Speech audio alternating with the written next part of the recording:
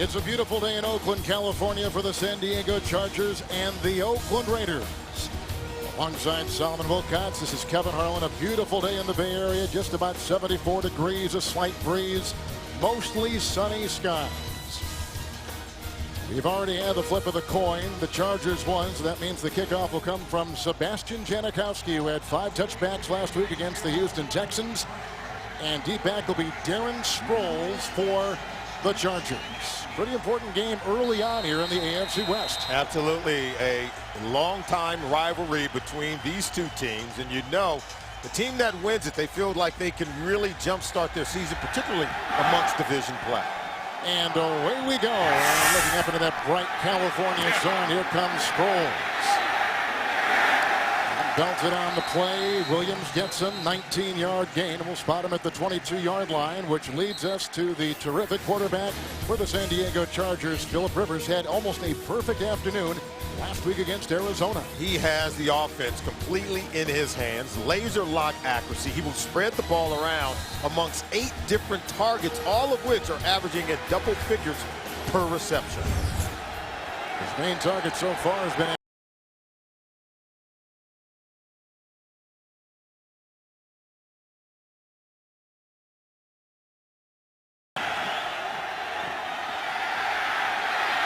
McMichael offering a block, and that's just out of the reach of his running back.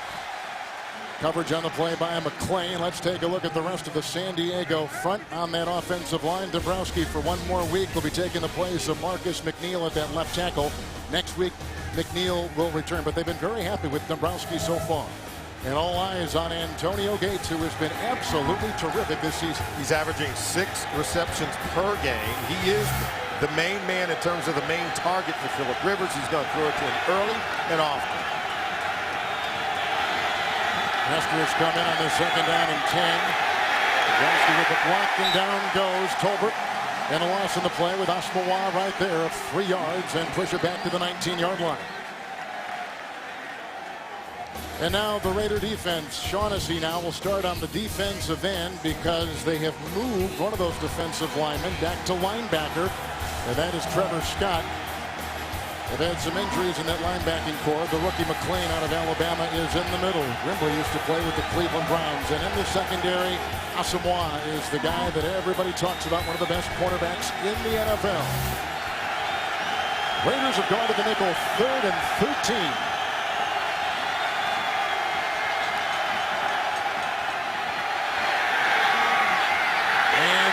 Up on the play. Asomugha was right there looking for Buster Davis. So the Chargers with a 3-and-out, Solomon, to begin the game. Nice defensive play there. Are you crazy? Throwing in the direction early on against Nnamdi Asomugha. But look, he forces the ball high. He actually gets a hand on it. And how about his ability? See, watch how he turns around to find the ball. If you're going to be one of the top defensive backs in the National Football League, got to get your head around, find the football, and make a play on it. Cypress, it's blocked! It's blocked, and out of the end zone it goes. The block punt was turned in by Rock Cartwright out of Kansas State, the ex-Redskin.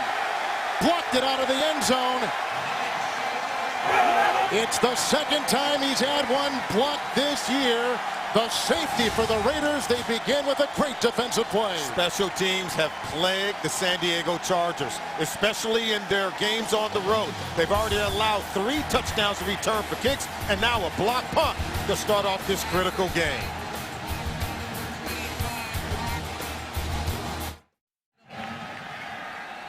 Rock Cartwright just blocked that punt by Cypress for the San Diego Chargers. 2-0 on the safety. The ensuing punt after the safety. And Cartwright lets it go out of bounds at about the 29. That's going to give very good beginning field position for the Oakland Raiders. And just a minute 4 seconds into this game, and already special teams, which has been the headline. Out of bounds against a kicking team. Oakland selects its option to take the ball at the 50-yard line. 1st down. Put it at the 50. And already a special teams issue for the San Diego Chargers, something that has plagued them in the first month of the season. Steve Crosby, the special teams coach for the Chargers. Yeah, he's got to get them going. How about Bruce Gradkowski? He is the straw that stirs the drink for the Oakland Raiders on offense. His energy, his ability to spread it around since coming in as their starting quarterback, the offense has really taken off. Now they're going to take off from the 50. First down and 10, right to work. Gradkowski. And he's got his receiver, Zach Miller, brought down on the play by Oliver. The gain to the 36, a 14-yard pickup. They say with Gradkowski, there's a nice rhythm to this team if he's given time by the line. Loper's going to start for Gallery. Gallery's got a new hamstring, and so Loper comes in and starts once again for the Oakland Raiders. You see the weaponry right there. And Bush is going to start for the injured Darren McFadden, who was the number 3 rusher in the NFL, out today with a hamstring. It is 1st and 10 on the second play offensively for the Raiders. Michael Bush. And brought down in the middle. Eric Weddle brings him down after a gain of 3 to the 34-yard line. Gray now takes the place of the 3-time Pro Bowler Jamal Williams, who is signed with the Denver Broncos. Linebacker is a strong suit of this defense, although they've had some injuries right there. Merriman is suited up but won't play that much. Applewhite will take the place of English. And you can see the guys in the secondary. Oliver takes the place for Gregory, who's been suspended. 2nd down and 7. And this is Bush, and brought down on the play after a gain of a yard by Gray in the middle to the 32-yard line. Kevin, you talk about the improvement of this offense. They scored a season-high 24 points against the Houston Texans last week. Most kind of thought that game had gotten out of hand. Looked like Bruce Gradkowski was knocked out of the game. What did Tom Cable tell us about? He is a fighter. The way that he bounced back from that injury, came back in the game, put points on the board, has given this team hope.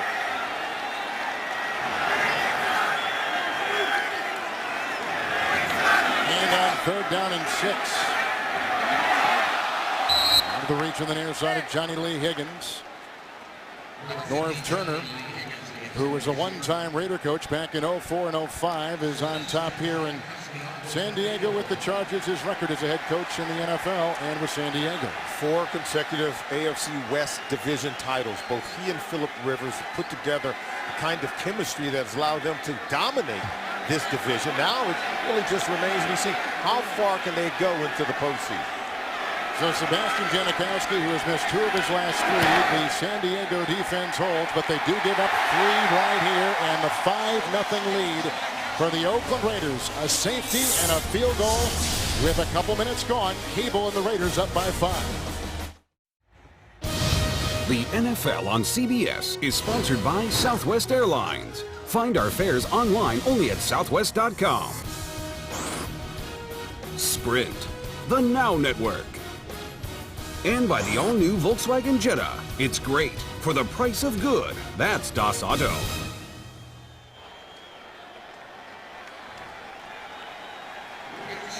Well, they had a 50-yard field goal from Janikowski after a 3-and-out by the San Diego Chargers. Game started on a Rock Cartwright block punt. He's going to be the reserve running back today for the injured Michael Bennett.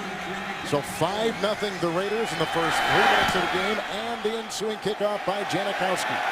Sproles will leave it in the end zone. Touchback to the 20. It'll be 1st down and 10. We talked to Tom Cable on Friday, Solomon, and he said if we want to be the kind of team we think we can be, we have got to come out and play well in this, our first division game on Sunday. And we asked him about the 13-game losing streak to the San Diego Chargers. He said, we are sick of losing to the Chargers, and all the perceptions that the Raiders don't know how to finish games. He says, hey, sometimes perception is real. He said it's up to us to come out and do something about it and change that perception that other people may have of our football team. Ryan Matthews is in the backfield. He's the rookie out of Fresno State. 1st and 10 for Rivers at his 20. Matthews. Backed up on the play by Cam Wembley after a gain of 3 to the 22. Yeah, the Raiders come in. You talk about long losing streaks against one team. How about the Buffalo Bills? 14 straight losses to the New England Patriots. And so you have to be able to break that streak. San Diego Chargers, 13 consecutive losses. I should say the Raiders, 13 consecutive losses to the Chargers. And the Rams, they seem to not be able to beat Seattle until last week when they were finally able to break that streak. You see how the Raiders are able to fare today. Sproles has come in. 2nd down and 8 for Rivers. Kowski with the block. Trying to get him outside. Nothing right there. Asamoah throws him for a loss. Sproles can't do anything with it. Let's take you to New York and Greg Gumbel. Hey, Kevin, Tampa Bay and Cincinnati. Horrible day for Carson Palmer. Off his 3rd interception, Connor Barr, 31-yard field goal with 1 second to play. That gives the Bucs a 3-point win over the Bengals, 24-21. Kevin and Solly, back to you. You live in Cincinnati. What's the deal with the Bengals? No, I think Carson Palmer has continued to struggle, and I think everyone is perplexed as to why his game has gone south. Raiders in the nickel. 3rd down and 9. Dropped by Sproles in the coverage on the play by the rookie McClain. He struggled last week against the Houston Texans in coverage. He was pretty good right there against Sproles. And look at this. You expect better protection for Phillip Rivers, not the most mobile of quarterbacks, but if you can get pressure in the face of Phillip Rivers, force him to change his launch point as he did there, he's not as accurate. Oh, that ball was thrown at the feet of Darren Sproles. If he's protected, allowed to step up in the pocket, Phillip Rivers is going to be more accurate. So Cypress, who had the last one blocked. And that's how it is. Caught and picked up. Hiram Eugene. Touchdown Raiders.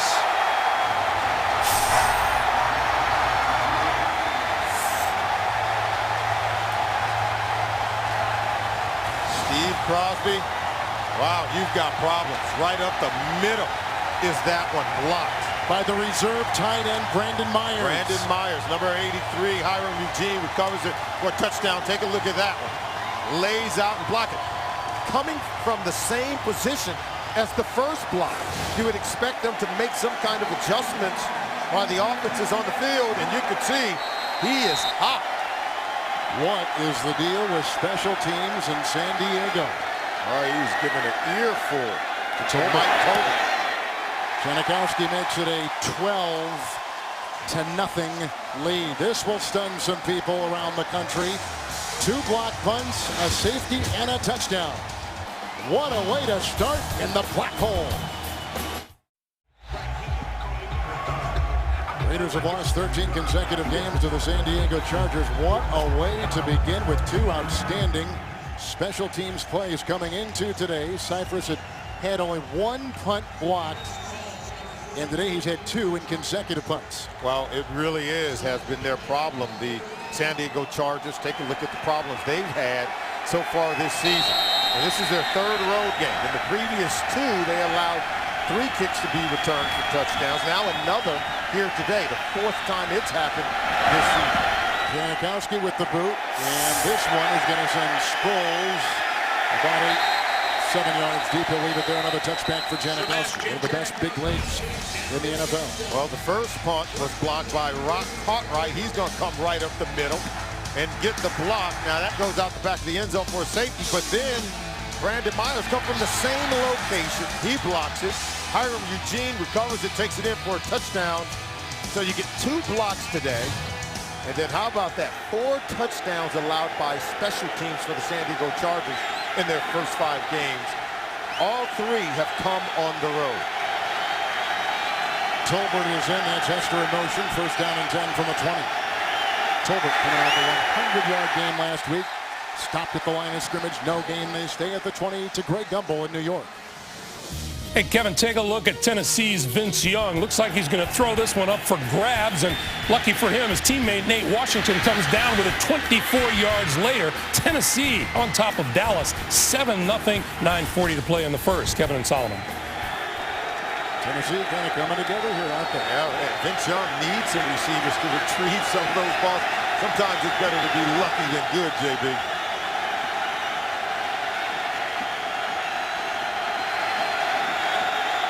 Nane on a 2nd and 10. Cowboys got a beat on them. No gain. They stay at the 20-yard line. I'm impressed with the energy and the effort we're getting from the Oakland Raiders on defense. Take a look at them. Look at how they swarm, and they don't allow the ball carrier to get outside and break contain. Last week they were woeful in terms of their run defense. Gave up over 240 yards rushing to the Houston Texans. Tom Cable said they certainly had to improve in their run defense coming into this game today. Tom Gable took the place of Lane Kiffin a couple years ago. Third season with this team as a head coach. 3rd and 10, 6 in the secondary.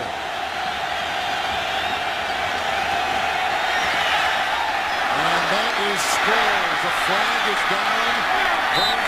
It's out of bounds near midfield on a catch and run at 29. Let's see what that flag is all about. It's against the Chargers. There was movement on that offensive line. Illegal formation. Offense, number 66. Tackle is not on the line of scrimmage. 5-yard penalty. Repeat 3rd down. Jeremy Clary. Yeah, the right tackle. Clary's, he's got to be up on the line of scrimmage.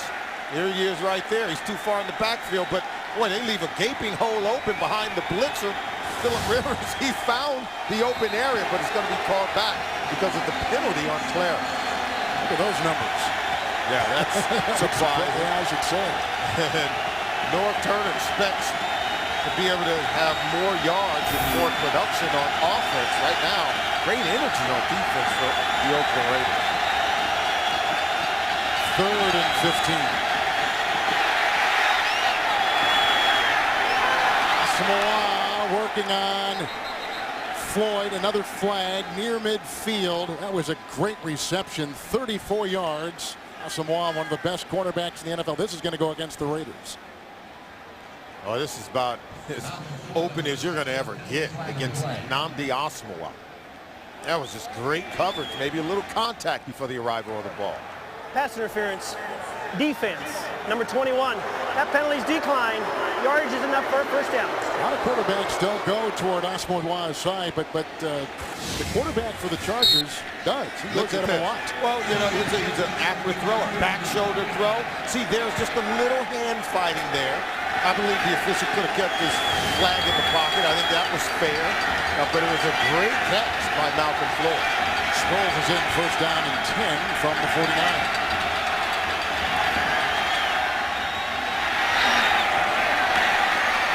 Caught by McMichael, the tight end, brought down by McClain, takes it to the 47-yard line on a gain of 3. And you can see the offense now beginning to gain some momentum. You talked about the ability of Philip Rivers. Norv Turner is going to call an aggressive game, and Philip Rivers is going to play aggressively. He's not afraid to challenge the defense. He's going to make you defend every blade of grass, even if it means going after a Nnamdi Asomugha who could pick you off, who could make a play.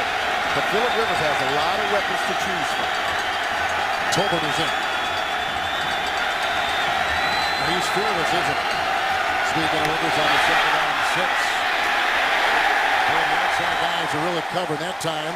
After a loss of 2 and Tolbert brought down Trevor Scott back to the 48-yard line.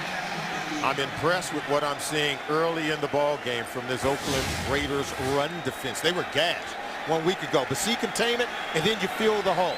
As long as you don't allow the ball carrier to get to the edge of your defense, then you force it to the line of scrimmage, and then you plug up every hole. Trevor Scott had great containment there, and so they were able to keep the run game of the Chargers in. Number 31 run defense coming into today. They've been woeful, but improved at least here in the early going. 3rd and 8 with Sproles in. And for Sproles, he had the matchup he wanted. Flag is down. He beat the linebacker McClain. Gain is to the 39. Gain of 10 on 3rd and 8 as it stands right now. Clete Blakeman is our referee. 1st year. Holding. Defense, number 21. That penalty's declined. Yardage is enough for a 1st down. Twice now they've gone after Oswald. Yeah. Even though the pass wasn't thrown to him, he was in coverage down the field. You can see him working against Floyd. Just a little slight hold right there as he wrapped him around the wrist. Didn't need to do it. They were going over to Darren Sproles, who was matched up against the linebacker. Oswald will be watching Floyd. 7th play of this drive, beginning back at the 20. It is 1st and 10. Tolbert remains in the backfield. Tolbert, Max brings him down to the 29. That's a gain of about 10 yards, close to a 1st down to Greg Gumbel in New York. Kevin, Washington and Green Bay went to overtime at FedEx Field today. From 33 yards out, Ram Gano in OT. And the Skins, 13 unanswered points, come back to beat Green Bay by 3, 16-13, guys. It's a big win for the Redskins. Second down. Hester. Flag thrown again. This is against the Raiders. Penalty flag on the play. Raiders only penalized twice last week in the game against Houston. Offside. Defense, number 92. 5-yard penalty is enough for a first down. 92 is Richard Seymour. And right now, the penalties are beginning to mount up for the Oakland Raiders. One of the most heavily penalized teams in the National Football League. Only 2 flags thrown on them last week, but this is what Tom Cable talked about, needing to change the culture. Second most penalties, 35 coming into today's game, but that's one of the things they have to clean up. Right now, they're allowing the Chargers to have second chance opportunities. First and 10 for San Diego, and Tolbert again. Chris Wilson trying to give a block and brought down on the play by Trevor Scott. No gain. That stayed about the 25-yard line. Now, we talked to Tom Cable where he said, hey, we have to improve our run defense. We have to be more physical at the point of attack. And look how they set the edge. Tolbert wants to get outside, but he can't. Too many defenders knocking the offensive lineman for the Chargers back into the running back. There's just simply no room to run. And they're going to have to play like this for 4 quarters if they have any shot of winning this ball game today. As you look at Lamar and Houston on that line, looking now at second down and 10 by San Diego. Dillman trying to buy time with the block, and this is Chris Wilson with the tackle. Inside the 5, it'll be goal to go on a catch and run on the play at 16 yards. Oh, I love the play calling by Norv Turner. This is pretty slick. It's okay, you want your tight end. See, look, he's here. He comes across the formation. He was blocking as if he was a pass protector, but then he was able to leak out across the formation. That's why he's wide open, because the man in coverage ended up blitzing on Phillip Rivers, and Norv Turner able to get his tight end uncovered and into the secondary. First and goal. Rivers, Wilson, allows just a yard gain on the play, down to about the 8-yard line.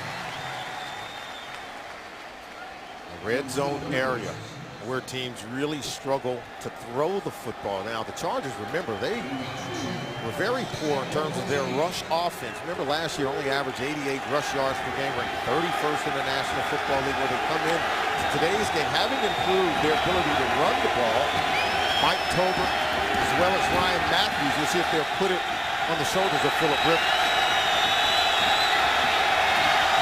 Matthews is in. Second goal, slicing his way down inside the 1 and brought down there on a burst of 7 yards. This is the rookie out of Fresno State. They traded up in the draft to get, and they love what he can do. Well, it's what Norv Turner wanted to do to improve his football team this offseason. Look at pounding the ISO play, leading Hester up in the hole, isolated on the linebacker, getting Matthews to the second level. They wanted to become a more physical football team at the line of scrimmage than Norv Turner, and they invested by drafting Ryan Matthews, helping the offensive line and the running game to improve. Extra offensive lineman Murchkowski right there lined up next to McDaniel. It's third and goal at the 1. Tolbert stuffed. McLean right there. Was there a fumble on the play? Mitchell picks it up. No whistle. Down he goes. It's a turnover for the San Diego Chargers. And Mike Mitchell vacuums it in. A turnover for San Diego in the red zone. Wow. You talk about needing to be more physical at the point of attack. That's what Norv Turner told us when we met with him. He's forcing his quarterback to have to be a linebacker. After Tolbert fumbles, Phillip Rivers makes the tackle. The NFL on CBS is sponsored by Bud Light. It's the sure sign of a good time. Here we go. And by ExxonMobil, taking on the world's toughest energy challenges.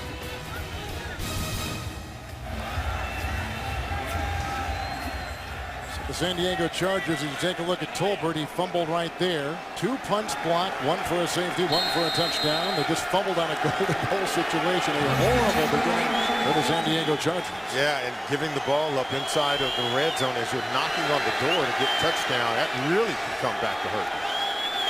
On the 14, first and 10, Michael West. Down by Burnett with a backpedaling tackle at the 20 on a gain of 6 yards.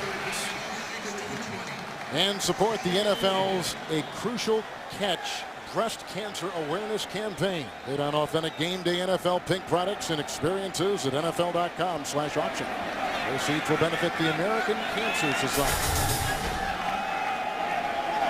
Second down and 4.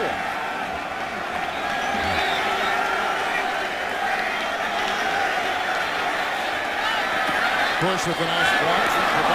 But an underthrown pass to Murphy. Rather than Hayward Bay. He's playing with a strained groin. Third down and 4 coming up. What do you know about Gronkowski? Tell me what you think about his quarterback. He's feisty. There's no doubt about it. I think he brings a certain kind of spirit to the game that the other guys in the huddle, the other 10 guys in the huddle can appreciate it. And then his approach to practice during the week and then the meeting. You can see the third down conversion rate for the Oakland Raiders on offense. I think he's allowed his offense to go to another level simply because of his professionalism. Third down and 4. Nickel secondary for the Chargers. Just the line. I don't know if it hit an offensive lineman or was swatted down, but nonetheless 3 and out for the Raiders. So the defense does their job. Looks like maybe Phillips got in his grill and knocked the ball away. The Chargers needed this to happen because the Raiders were stealing the momentum in this football game, and now the Chargers defense forced 3 and out. They should get pretty good field position as Sproles is set to return this punt. But Shane Lechler, we know he can boom them with the best of them, Kevin. Well, he's number 1 in gross and net in the NFL coming into today. Sproles is deep back. Great punt. 17-yard line, run time of 4-3. It's by Eugene, and that was brought down on the play by Rock Cartwright. He blocked the punt earlier. 12-yard return, 63-yard punt. Here comes Phillip Rivers down 12-0 late in the first. A lot of teams would struggle with 2 block punts and losing the ball on a goal to go. Nothing negates yet. First and 10 after the Oakland punt. Going deep for Floyd. What a catch! Downfield.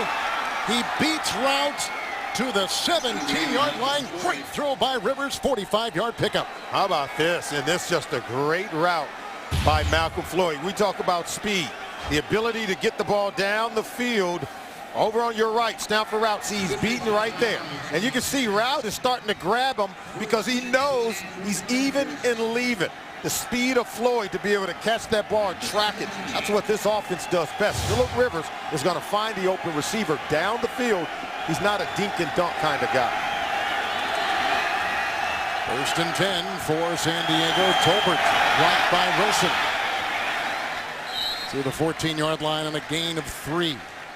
Wembley was down there with the stop. Oh, absolutely. We talked about Phillip Rivers. We talked about all the weapons that he has at his disposal. He has 8 different players, and that's just after 4 games so far this year. 8 different players who are averaging in double digits in terms of yards per catch. Have 8 different players who have had an explosive play of 20 yards or more. So North Turner, that was a big plays for this offense. Second down and 7. Here they come from behind. They got by Dombrowski. Flag is down. Loose ball. The hit by Shaughnessy as they unravel the bodies. Was it another turnover? They turned it over last time. Oh, they did! 2 red zone turnovers to begin the game for the San Diego Chargers. Everyone's been talking about the play of Brandon Dombrowski, their left tackle. Pressure coming off the top from the blind side. Just a wonderful pass pressure in terms of getting to the quarterback. Matt Shaughnessy coming in from the blind side. And remember, Dombrowski is playing instead of Marcus McNeil. They're all-pro, Pro Bowl left tackle with him out. Dombrowski has played well, but boy, did it cost him there. Just tremendous pressure and pass rush by Shaughnessy. Gets the sack, the strip, and the fumble. That's the 3rd fumble this season by Rivers. The first one he has lost. It's first and 10. Gronkowski hit from behind. That's a loose ball. Was he throwing? It's picked up by Applewhite on the hit down low by Phillips. Will that be a fumble? They say it is. Gronkowski was whacked and hurt after the hit by Sean Phillips, who had 4 sacks a week ago against Arizona. And this one, they may want to take a look at it because I think I think Gradkowski understood he was getting hit, and he just got the arm going forward. And then the ball came out. Where did the ball land? At the 20-yard line. It was going forward. It was going forward. I don't know that ball's going to jump out forward all by itself. After the play, personal foul, unnecessary roughness on the offense, number 60. That penalty will be enforced half the distance to the goal line. First down, San Diego. Sean Phillips coming in from the blind side. Take a look. Now watch the arm. Was that arm moving forward? I think it was. The ball moved toward the line of scrimmage. You can see arm going forward, ball comes out. Gradkowski is playing with a sore right shoulder today. Now let's see how you see. There we go. Okay, arm going forward. I think that's arm moving forward, and not necessarily ball came out as as a result of impact. Oakland is challenging the ruling on the field of a fumble. Gradkowski was hit hard last week by Bernard Pollard of the Texans. Licking his wounds right now. Jason Campbell is warming up for the Raiders. Welcome back. Take a look at the hit on Bruce Gradkowski. Arm moving forward, then ball comes out. You don't have an empty hand moving forward. The ball is in it once it starts to move forward. And we can show you from another angle that he actually has a receiver over there. See, ball moving forward, then ball comes out, and then you have a receiver over in that area of the field where Gradkowski was attempting to throw the football. That ball comes out and it moves forward when it comes out. So I know North Turner said, hey, we would love to go ahead and get the turnover. Remember, it was ruled a fumble down on the field. Tom Cable threw out the red flag, wanted to challenge it. It's going to be interesting to see what the officials say and how they view it. But I think by the letter of the law, empty hand, okay, moving forward. No, the hand wasn't empty. The hand had a ball in it as it started to go forward.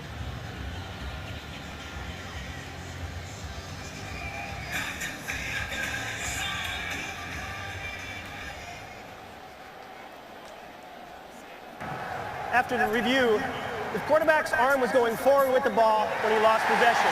Therefore, by rule, that is an incomplete pass. Oakland will not be charged with a timeout. It'll be second down. However, the dead ball personal foul penalty against Oakland on number 60 will be assessed half the distance to the goal line from the previous spot, which will put it at the 9.5-yard line. Second down, Oakland. So Loper picks up the personal foul. You just saw Gradkowski heading to the locker room of the Oakland Raiders like he did last week after taking a big hit from the Texans. And so this now brings in Jason Campbell, who came to the Oakland Raiders in a trade with the Redskins back in the late portion of April. He was deemed the starter and lost the job into the second game of the regular season to Gradkowski. Now here's Campbell coming back in. And Campbell's a good quarterback. I think his problems has been hesitation and a reluctant spirit to really challenge defenses down the field. And Gradkowski goes out. What did Tom Cable tell us about Gradkowski? He said he's such a fighter.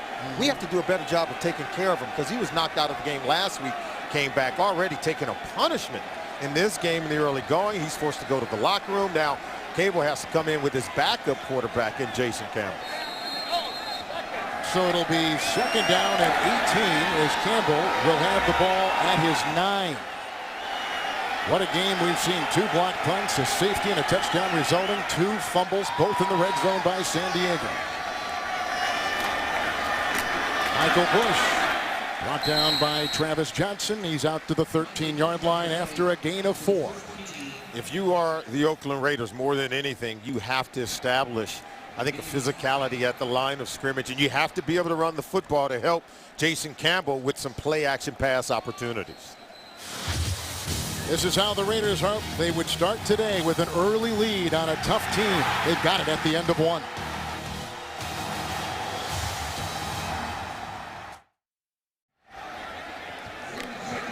Charger coach Norv Turner told us last night, he said the problems on the road where we are 0-2 have been turnovers and special teams issues.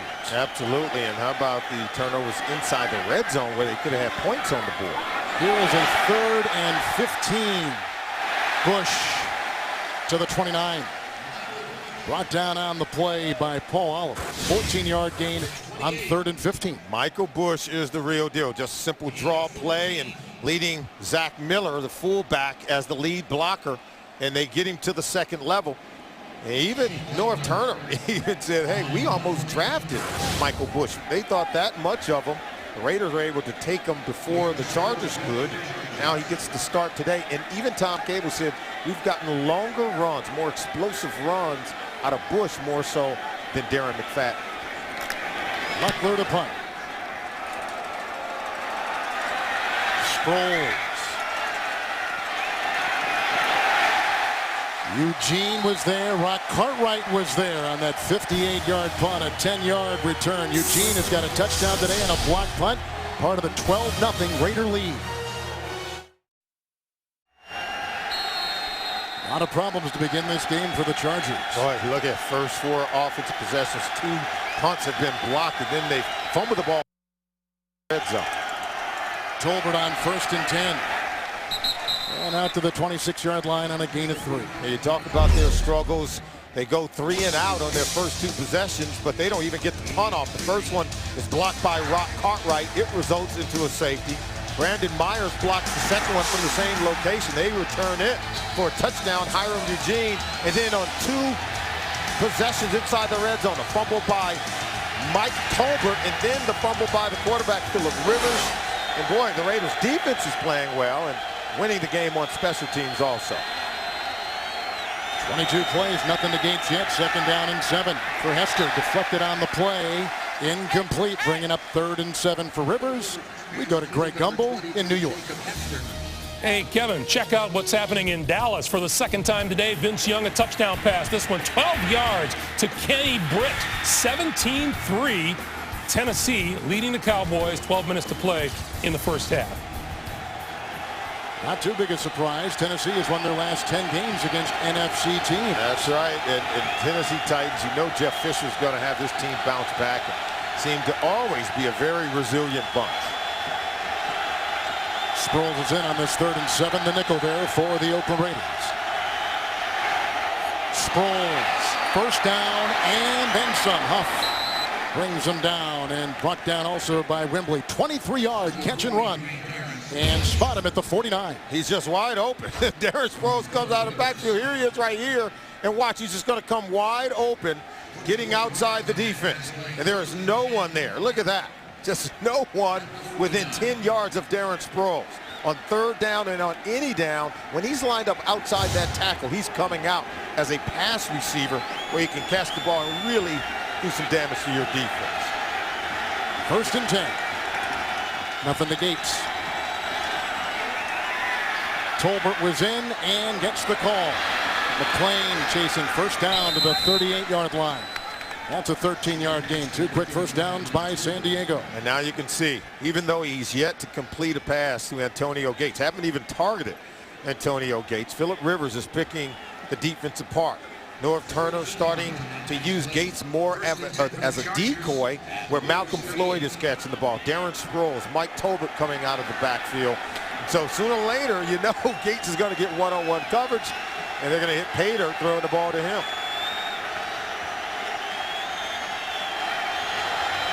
First and 10.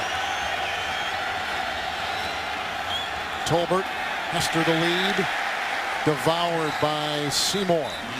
No gain, staying at the 37. How about the run defense early in this game for the Oakland Raiders? It's the one thing they've done well. Now they've got to be able to match up their coverage on the back end.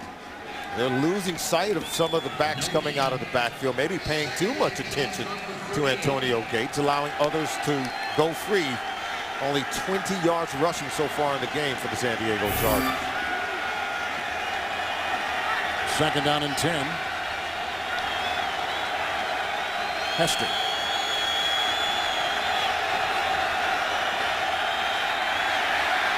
Cleary the block, and that is caught. Floyd belted by Huff.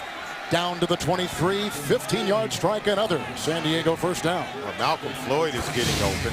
He understands the offense. It's just a square in route coming over the middle of the field. Behind the linebackers, there's no depth in terms of the linebackers, in terms of their coverage. So that's just an easy completion for Phillip Rivers. Look what Floyd has done. Catches of 15, 45, 34 yards so far. Chris Wilson is a tight end, so those catches that would go to Gates going to Wilson. First and 10 with Matthews in the game.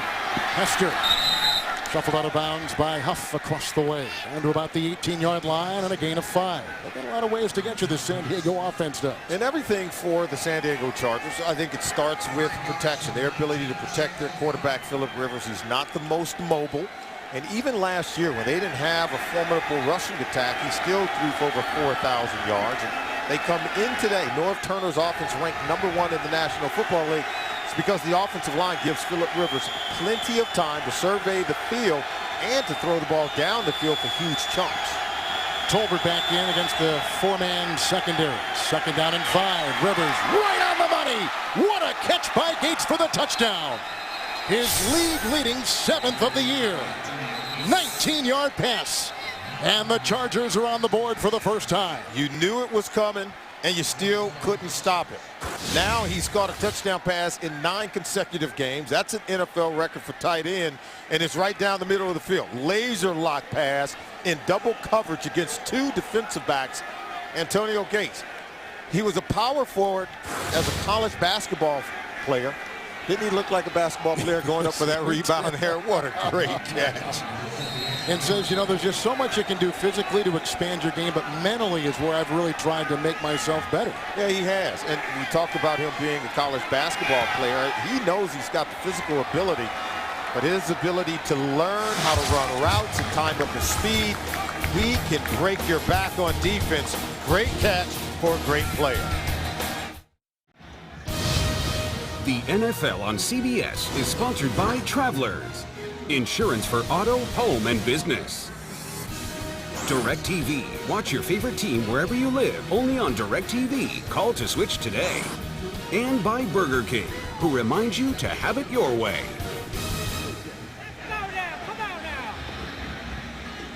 He gets on a nice touchdown pass by Phillip Rivers. 13 consecutive wins for the Chargers over the Oakland Raiders. Yeah, but you also have to be impressed with the way the Raiders started this game and the fact that they have brought great energy.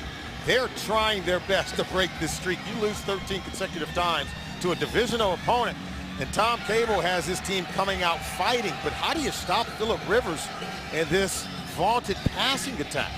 Norv Turner is going to continue to dial up deep pass plays. Phillip Rivers is going to keep launching it. And when you think you have him under control and take away the best weapon in Antonio Gates, Rivers finds him inside of the end zone. And they were able to take advantage of that red zone opportunity where they had failed on the previous 2 with fumbles. So Rivers throws his 10th touchdown pass of the season. Deep back is the rookie out of Clemson, Jacoby Ford. He had a 64-yard kickoff return last week against the Houston Texans, and here he goes. Upended on the play and then kept his footing. Flags all over the field. Obiazer looks like he made the stop. He just was signed this week off the Arizona practice squad. There was a fumble there momentarily, and they continue to move the ball forward. 5 minutes gone here in the second quarter. Gronkowski is out. Jason Campbell is in. Interesting offensive numbers to start this game. Yeah, lots of opportunities for the Chargers on offense. Over 200 yards on the air and on the ground. But they are not able to convert. Bush on 1st and 10. Tries to wiggle his way free. Gets a couple yards on the play. Bringing up second. Nate Markham down at the 37. And coming up on the Sprint halftime report, Greg Gumbel, Dan, Shannon Boomer, and Coach Cowher have the latest NFL scores and highlights. That's the Sprint halftime report from our CBS studios in New York. Second down and 8. 3 and out on the last 2 offensive possessions for the Raiders. Reese is the lead back for Bush on 2nd and 8. Almost picked off by Kaysen. Going on the wing across the way for Lewis Murphy. It'll be 3rd and 8. It's just a great break on the ball. We're going to show you on our eye control and show you how he's able to get over there. Now, this one almost intercepted and almost comes back for a touchdown. Take a look at that one. This is what we call a pick six opportunity. Just make the catch, and you're still running for a touchdown. Great play by a young player in his first year as a full-time starter. Remember, he replaces Antonio Cromartie as a starting cornerback. In the nickel, Strickland becomes the 5th defensive back for San Diego. 3rd and 8. Strickland just about had the scrambling Campbell, and out of bounds he goes. He's chased on the play nicely by Kevin Burnett. Another no gain. It'll be 4th down, and they got to punt the ball. Now, you can't necessarily pin this all on Jason Campbell. Remember, they had 3 and outs on the previous 2 possessions for the Raiders with Bruce Gradkowski as their quarterback. And so now they go 3 and out again with Jason Campbell. They've got to find better rhythm, and I think they've got to do a better job of being productive running the ball on 1st down. Leckler's punt to Sproles. That is the 2nd consecutive 3 and out. Fair caught, 19-yard line. Eugene was down there with great coverage, 44-yard punt, and placed well. Last time out there, Rivers gunned a touchdown pass. The NFL on CBS is sponsored by the new Miller Lite Vortex bottle. Taste greatness. And by Fidelity Investments. Turn here.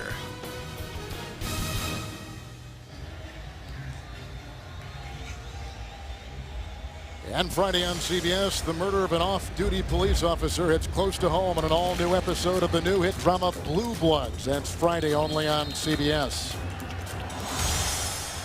Here comes Philip Rivers, the #1 offense in the NFL, coupled with the #1 defense in the NFL of the Chargers. First time it's been that late since the 50s. Cleveland last to do it from the 19. Good little run up the middle, and that's by the rookie out of Fresno State, Ryan Matthews. 6-yard gain right there to the 25. Well, the Chargers went 3 and out on their first 2 possessions, but lately they've started to get some momentum, and I think it started with their ability to run the football. Philip Rivers is getting the protection that he wants, and now if you're the Oakland Raiders, you've got to be able to get off the field, keep your defense rested. And Norv Turner right now is dialing up some great plays for this offense. 2nd down and 4. Nane in motion. Matthews following Hester. Kelly was there. Gain of 3 to the 27. Can we extend that conversation on Rivers and just the ability for him to go through his reads and show the patience to do that? And what did Norv Turner tell us? He said he's one of the 2 or 3 best quarterbacks in the National Football League. No quarterback has thrown for more passing yards or touchdowns than Philip Rivers over the last 2 or 3 years, other than Drew Brees. And I'm not naming Brady, not naming Manning. No, it's Philip Rivers, whose numbers rank right up there with the best, and he runs the entire offense. He's got great experience in the system. That probably surprised a lot of people. 3rd and a long one. Sproles is in. Pocket crumbles and incomplete for Floyd. Asamoah was there. 3 and out. They got a punt. Tight coverage, but we talk about pressure. Really allowing for better coverage on the back end. Watch the pocket collapse around Philip Rivers. Yes, he gets it off, but he can't step into that throw, and so it lacks the kind of accuracy he wants to get the ball over to Malcolm Floyd, who was covered very tightly by Nnamdi Asomugha. Nick Miller is back to retrieve the punt from Mike Cyphers. Boy, there's a flag. It's going to be on the Raiders. Looked like Sam Williams came in there. Miller is banged. And he was hit on the play. Cyphers is slow to get up. Boy, there was coverage. Mike Mitchell came through. Personal foul, roughing the kicker.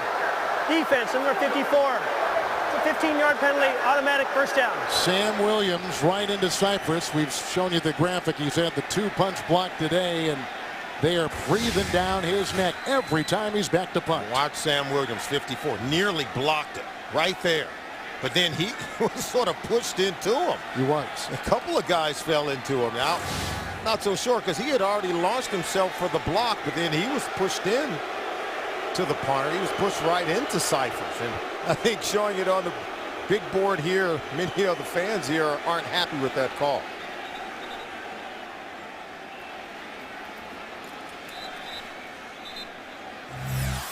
So the Chargers will begin at their own 42-yard line, and that does not look good if you're a Charger fan, with Cyphers hobbling to the sideline. Well, we talked about the penalties by the Raiders, giving the Chargers second opportunities, second chances.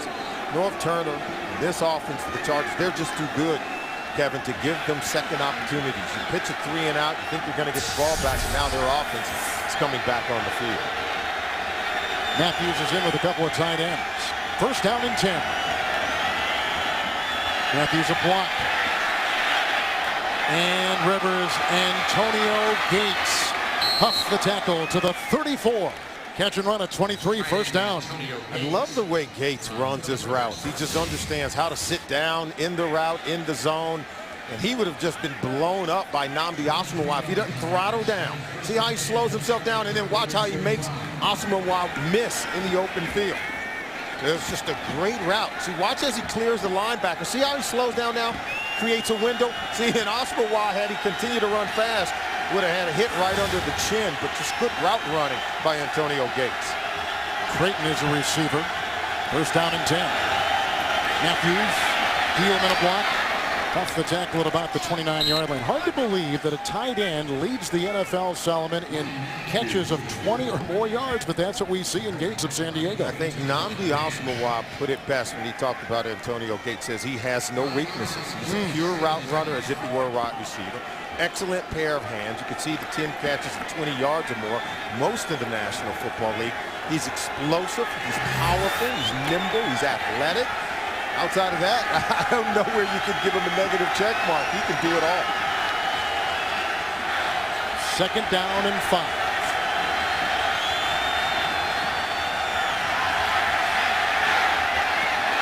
Good-looking catch made by Floyd, who's had some long receptions today. A 15-yarder right there. First down to the 15. Working on Huff. Yeah, this team doesn't really miss Vincent Jackson. Yeah, he's a good football player, but there's too many weapons. Look at that throw. And the way that Floyd was able to extend himself and separate from Nnamdi Asomugha, it was as if Philip Rivers threw him open.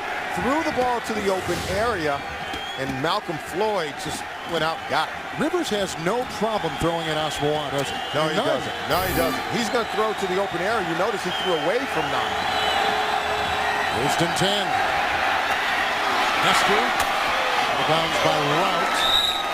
Just a kind of a jack of all trades as they work the ball to the 4, setting up a first and goal, a gain of 11. Philip Rivers is accurate with the ball, even when under pressure. Lamar Houston came in and laid the lick on Philip Rivers, watching number 99. But watching the ball is still thrown with great accuracy over to Jacob Hester. So he's just saying, what do I have to do? Yeah, I hit him, but geez, I didn't force an incompletion. That patience we were just talking about, going through your reads. Right now, Philip Rivers has his team back inside the red zone. Tolbert is in with the first and goal at the 4. The call easily into the end zone. San Diego's got the lead for the first time on the 4-yard touchdown run by Tolbert. Goes all the way back to the penalty on Sam Williams. He comes in and hits Cyphers, so they get a new set of downs. Philip Rivers takes his team right down the field. Hard-nosed running behind Jacob Hester, the fullback, with the seal block, and Tolbert just walks into the end zone. Look at that, walks right in. Couldn't even pull his flag.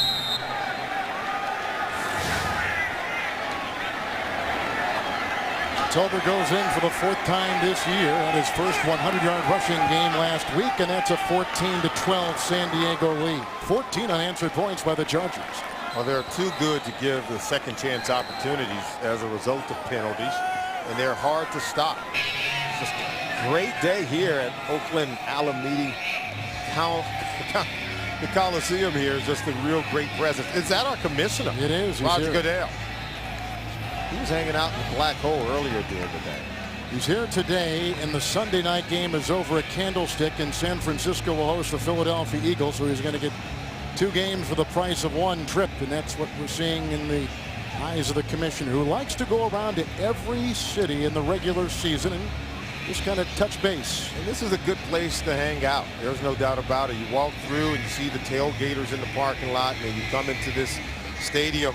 The way the commissioner gets around the National Football League, you stop through here and you can see he's received very warmly by the fans here in Oakland. So Kading with the ball teed up at the 30-yard line, and deep back will be Jacoby Ford. He was number 9 coming into this season, and kickoff returns in the NFL so far in the early part of the season.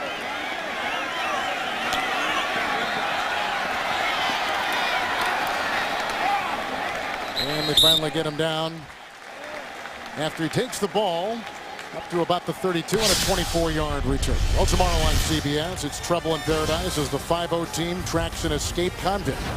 Catch TV's #1 new show, Hawaii 5-0. It's tomorrow, and it's only on CBS. So a 12-0 lead for the Raiders to begin the game as they were fueled by a couple of blocked punts. A couple of turnovers in the red zone by the Chargers. Jason Campbell takes over for the injured Gradkowski, who will be out for the rest of the game, they tell us, with a bruised right shoulder. From the 33, 1st and 10, Bush in the backfield. Blitz is on. Down he goes. Boy, do they come streaming through. Great play. Burnett, the former Cowboy, sacking him. Loss of 5 back to the 28-yard line. Just a great play. Now, earlier on the kickoff, we want to show you something else, Kevin. Look at Nate Kading. He's going to kick this one off, but he tweaked himself. Look, he's a little bit injured. He went limping off. Not quite himself. Little divot when he kicked that ball. 2nd down and 14. Coming in again. Applewhite this time.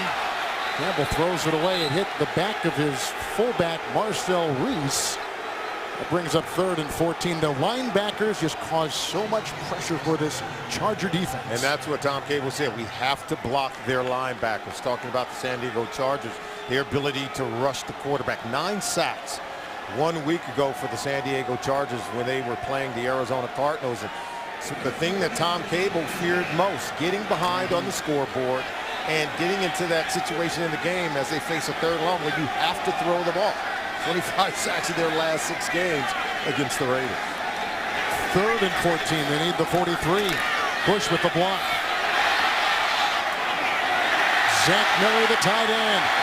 And he's got the 1st down as he was brought down on the play by Oliver. 17-yard catch and run by truly one of the emerging stars on this Raider offense. Quarterback's best friend is always a good tight end. You see him block for pass protection, catch the ball out in the flat. Now, and he watch him make 2 defenders miss as he picks up the 1st down. And Zach Miller has been the go-to guy. Talk about the other tight end outside of Antonio Gates. Look at what he's done. Already a couple of touchdowns by reception. Got him in motion here to a slot on a 1st and 10. The block by Reese. Campbell. And the catch made by Murphy. Was he in or out of bounds? Incomplete. Caught it out of play. It's 2nd down. Keeson was over there. He's taking the place of Antonio Cromartie. Sean Phillips coming off one side, getting pressure against Langston Walker. Campbell just spins around and gets rid of the ball. Well, you better make sure you have good vision as you throw the ball out on the perimeter in front of the corner. Nearly had a pick 6 early on. That ball was almost caught in bounds. 2nd down and 10.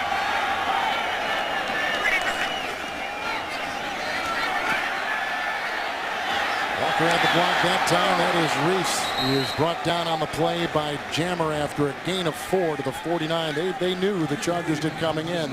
They thought they could take advantage of what they thought was a pretty porous offensive line of the Oakland Raiders. Well, it is about putting pressure on the quarterback. That's how Ron Rivera, their defense coordinator, is going to dial it up. And I do believe that, you know, the Raiders playing without Darren McFadden. Remember, he's a potent weapon, particularly a running back. Not only can carry it, he can catch the ball out of the backfield, but they don't have him in today's game. Chargers in the nickel on this 3rd down and 6.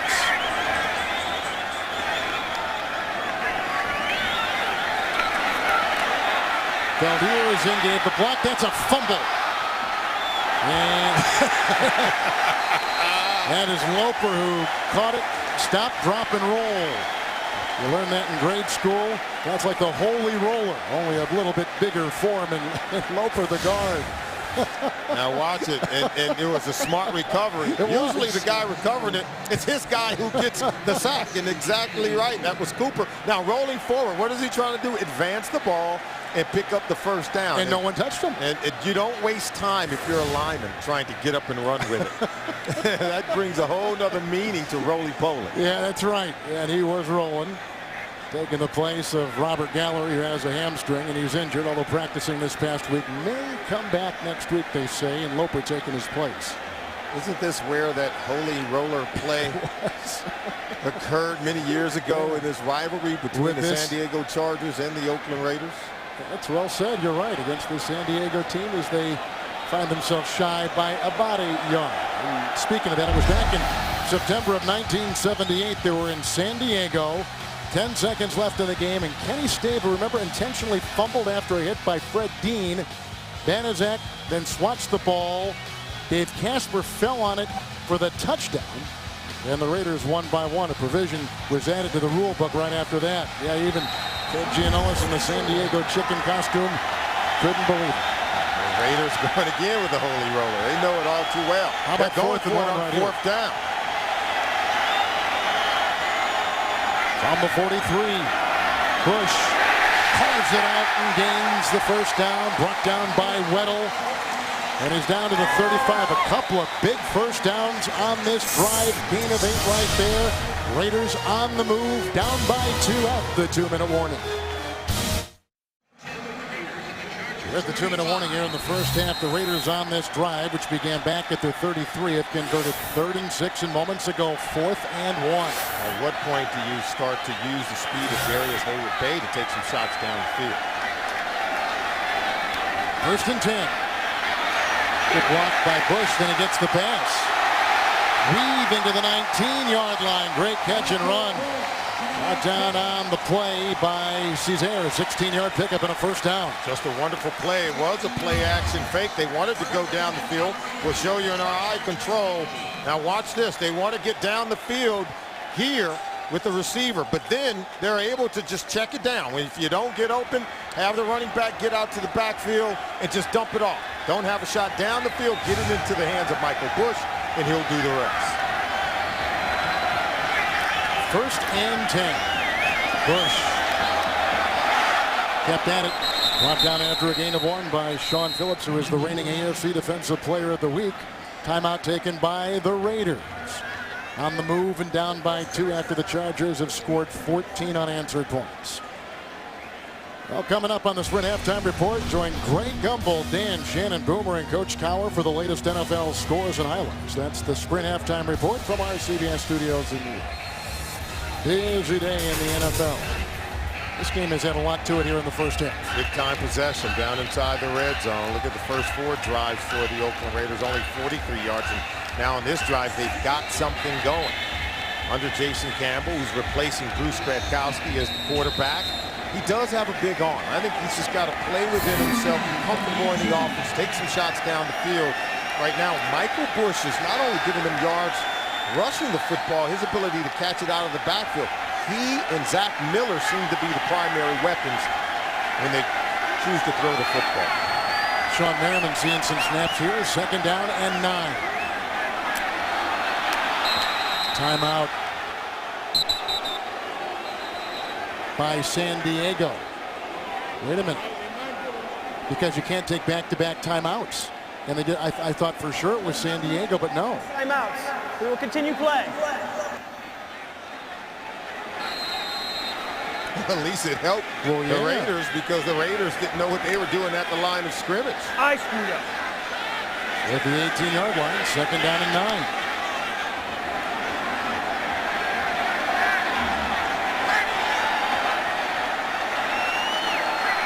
Five defensive backs for San Diego.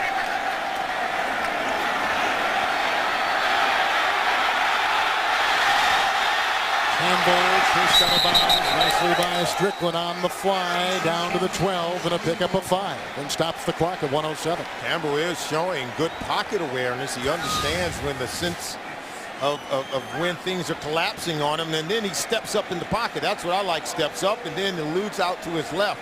There was nowhere to go with the football. So he had to hold on to it, but instead of taking the sack, you got to advance it down the field. But I think they've got to dial up some pass plays that's going to allow him to get the ball out of his hands quickly. 3-step drop and then ball out. The rookie Valdir is playing the left tackle for Mario Henderson. 3rd down and 3. Throws it away out of the reach of Miller with the coverage across the way by Kevin Burnett. And they'll have to settle for 3, so the Chargers do their job in keeping the Raiders out of the end zone. Yeah, and the Raiders are fortunate because they tried to call a timeout a couple of plays ago. They weren't allowed to do it, but they were allowed to get things corrected. I believe they should have been called for a delay of game, Absolutely. trying to attempt 2 consecutive timeouts. Janikowski's already made a 50-yarder today. We'll try this one from 30 yards away. Try to recapture the lead for the Oakland Raiders. And it'll be 15-14. Oakland. So a couple lead changes in this first half. I don't know if anyone thought it would be this close, but sure enough, with less than a minute to play in the first half, Cable finds his team on top of San Diego by 1. And what I like is the fact that Jason Campbell was able to move the ball for his head coach. Well, this week on Showtime's Inside the NFL, 2 very special guests join JB, Phil Simms, Chris Collinsworth, and Warren Zepp to discuss everything football. From the world of tennis, John McEnroe. From the world of golf, David Faraday. That's Inside the NFL. Comes your way Wednesdays at 9 Eastern Time, only on Showtime. Well, that's when you think of the NFL, you think of McEnroe, you think of Faraday. It'll be entertaining. I know a lot of guys out there who want to be part of the NFL. It is the #1 spectator sport. Norv Turner brings in the #1 ranked offense, who can. Look, he's talking to the officials. You know what he's out about, right, Kevin? It should be delayed. He wanted that delay of game. He said you effectively gave them a timeout when they didn't have one. So on that drive by the Raiders, orchestrated by quarterback Jason Campbell, they had a pass reception by the tight end Miller, 17-yard catch and run. They converted 4th and 1, 3rd and 6. Bush had a nice long run of 16 yards after a reception, so they move downfield. Now things shift to Philip Rivers. San Diego has 3 timeouts remaining and about a minute left on the first half clock. Philip Rivers, remember we talked about yards by the chunks. He leads the league in averaging 9 yards per pass attempt. So talk about his high completion percentage. He's not dinking and dunking it. He's throwing it down the field. Here's Sproles. Flag has been thrown where the ball was kicked off, and the elusive Sproles is brought down by Tyvon Branch at about the 26-yard line on a 15-yard return. Could be offsides on the kickoff team of the Oakland Raiders. Penalty flag on the play. Clete Blakeman, he was a backup quarterback at the University of Nebraska. He's now in his first year as a referee in the NFL. Is Offside. Kicking team number 45. That 5-yard penalty will be assessed and real re-kick. That's Marcel Reese, a couple of years out of Washington, who plays the fullback, the lead back for this Raider team. Tom Cable, we mentioned this before in the broadcast. Since he took over for Lane Kiffin, he's tried to change the culture, bring a little bit more discipline and structure to practices and everything about the organization. He talks about investing more time in studying inside of the facility, and of course putting in the work and training hours and practice, trying to build the right mentality for his team. The penalties, though, still persist, and I tell you this, when you have a lot of penalties, you're going to give really good football teams second chances against you. And I think some of those have come back to haunt the Raiders even in this game today. Janikowski, who kicked that one short before to Sproles, has already a couple of touchbacks deep in the end zone. I wonder what he'll do on this one. Well, they should get better field position than at that 24-yard line where they were originally. He's going to do the same thing with the little squib. And Sproles, who grew up in Kansas City, will take it. Looking for a seam. So they're trying to apply a block. A little extra pushing after the play there. Applewhite is in there working on Davis, and that is a 20-yard return. But we talked about the coaching here in Oakland. There have been a lot of guys that have come and gone over the years recently, since we've seen the last 5, 6, 7 years. Oh, there's no doubt about it. Going back, even a guy like North Turner used to coach here. He's standing on the sideline with the San Diego Chargers. Now they have Tom Cable. He brings a certain mentality with him. He hires a new offensive coordinator in Hugh Jackson. And now you think that they're starting to put together the kind of offense that can compete with teams like the Chargers. Raiders in the nickel. Couple tight ends for San Diego. First down and 10. 3 timeouts remaining. And going deep, and he's got his receiver. That is Floyd, who has been a huge target today. Malcolm Floyd double covered to the 33 on a 35-yard strike by Rivers. Wow, and you know, at the cornerback, number 37, Chris Johnson, doesn't get back in time, and they're able to get behind him. They get behind him because they'll run the tight end in front of him. Look, this was going to come clear over to the other side of the field. But there you see that cornerback. Chris Johnson has to get back to defend, but they run a tight end in front of him, and so they're able to get behind him and in front of Branch. Just a beautifully designed play by North Turner. A career game already in one half of football for Malcolm Floyd. I mean, what a tremendous effort. He's caught well over 150 yards worth of Rivers passes this afternoon. Where did we tell you that Rivers was going to go with the ball? Down the field. Yes, sir. He's not going to dink and dunk. 153 yards. When you play in an offense that likes to throw the ball down the field, if you're Malcolm Floyd, you're going to have huge numbers like what we just saw. 6 defensive backs, and Sproles is in the backfield. First and 10. Sproles a block on the money to Gates. Covered across the way by Chris Johnson. He's down to the 20, picks up 12, another first down. When we talk about the route running of a big, nimble tight end like Antonio Gates, he's working against corner. Corner can't even close and get tighter coverage than that. He turns as if Gates is going deep, but Gates knows how to throttle down the speed, give the appearance that he's going deep, but break it off. Over 500 receptions in the National Football League, 6th most all time for a tight end. He's got 3 today. The last one for a first down. First and 10. Flurry the block. Got him again. Wide open. They had Creighton in the back of the end zone. Incomplete. He was open. They're working on Chris Johnson pretty significantly here on this drive. Yeah, they're running routes in front of Chris Johnson, and he's biting. He's biting on those underneath routes. And he was wide open. This is definitely a blown coverage. And watch them. See, they both sit on these two. Now, who's going to go deep and cover the outside corner of the end zone? Were they handing off to Branch 33 on that play? Well, no, it was a fake. It was one of those deals. Wasn't a hand off. The cornerback got to read the number 1 and number 2 receiver, but still cover deep. Second down and 10. Sproles. Mitchell can't make the first stop, then he is whacked from behind by Trevor Scott after a gain of 2 to the 19-yard line. San Diego will burn a second timeout, and so they've got 1 left, 20 seconds to play here in the first half. I want to go back on that pass opportunity to Patrick Creighton. Normally, you don't see Phillip Rivers missing on a receiver who's that wide open. No, and he was. And they got the ball. It was just under a minute left in the first half. Phillip Rivers, North Turner, they can move the ball in a hurry. Floyd had the big play, that 35-yard reception. And now they have another opportunity inside the red zone. Earlier in the game, in the first quarter of today's game, they had 2 fumbles inside the red zone. But look at the numbers. Phillip Rivers, 290 yards of passing in the first half. Amazing. Almost 300 yards.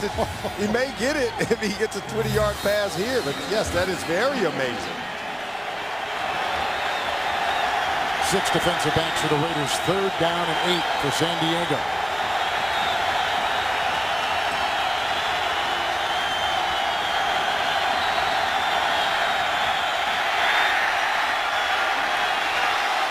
That is over the head of Floyd. Again, Chris Johnson was being targeted. Is there a flag? Yes. By the line of scrimmage. No, back at the 7-yard line. Yeah, it was in coverage. You're right. Johnson against Floyd. Rivers smartly throws the ball up for a play. Illegal contact. Defense, number 37. It's a 5-yard penalty, automatic first down. See, Phillip Rivers gives his guys a chance to make the play. He understands it's an all-out blitz, meaning single coverage on my wide receiver. Where's the best matchup? Well, if you got Malcolm Floyd and you know his dimensions At 6'5", 225 pounds, you feel like he can make a play in a jump ball situation matched up against Chris Johnson. Rivers has already thrown a touchdown pass today at 19 yards. 18th consecutive game he has thrown a touchdown pass. Here he has a first down and 10 at the 14 and empties the backfield.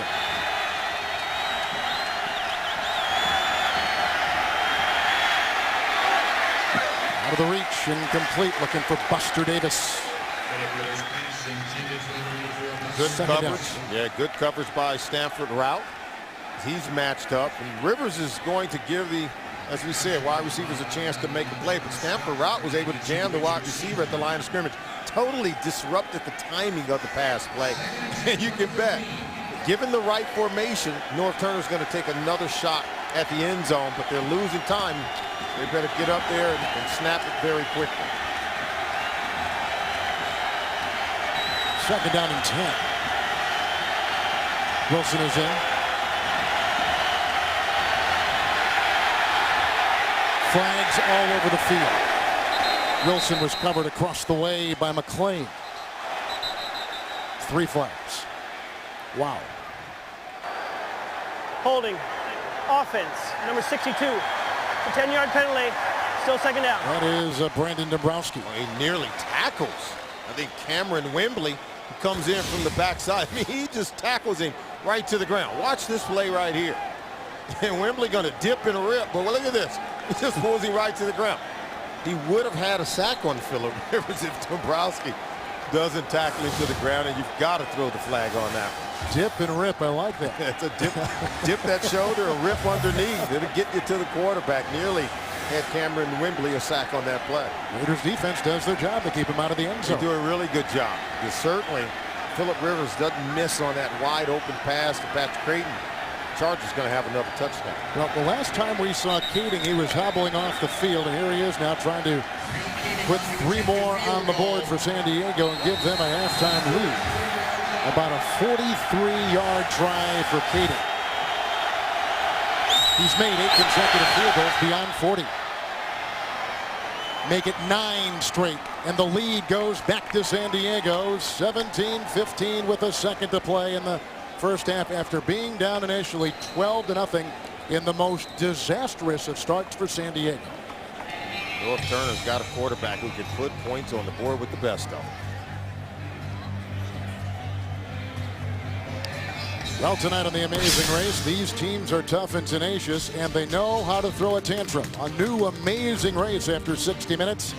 It comes your way tonight, and it's only on CBS, the award-winning Amazing Race. This has been kind of an amazing first half with the twists and turns we've seen. And it started with the special teams play of the Oakland Raiders. They blocked 2 punts, returned 1 for a safety, the other for a touchdown. That gets them 9 points on the board. They got out to a very fast start, but Phillip Rivers is just putting points on the board and racking up yards faster than you can even imagine. And so he has his team at least on the leaderboard.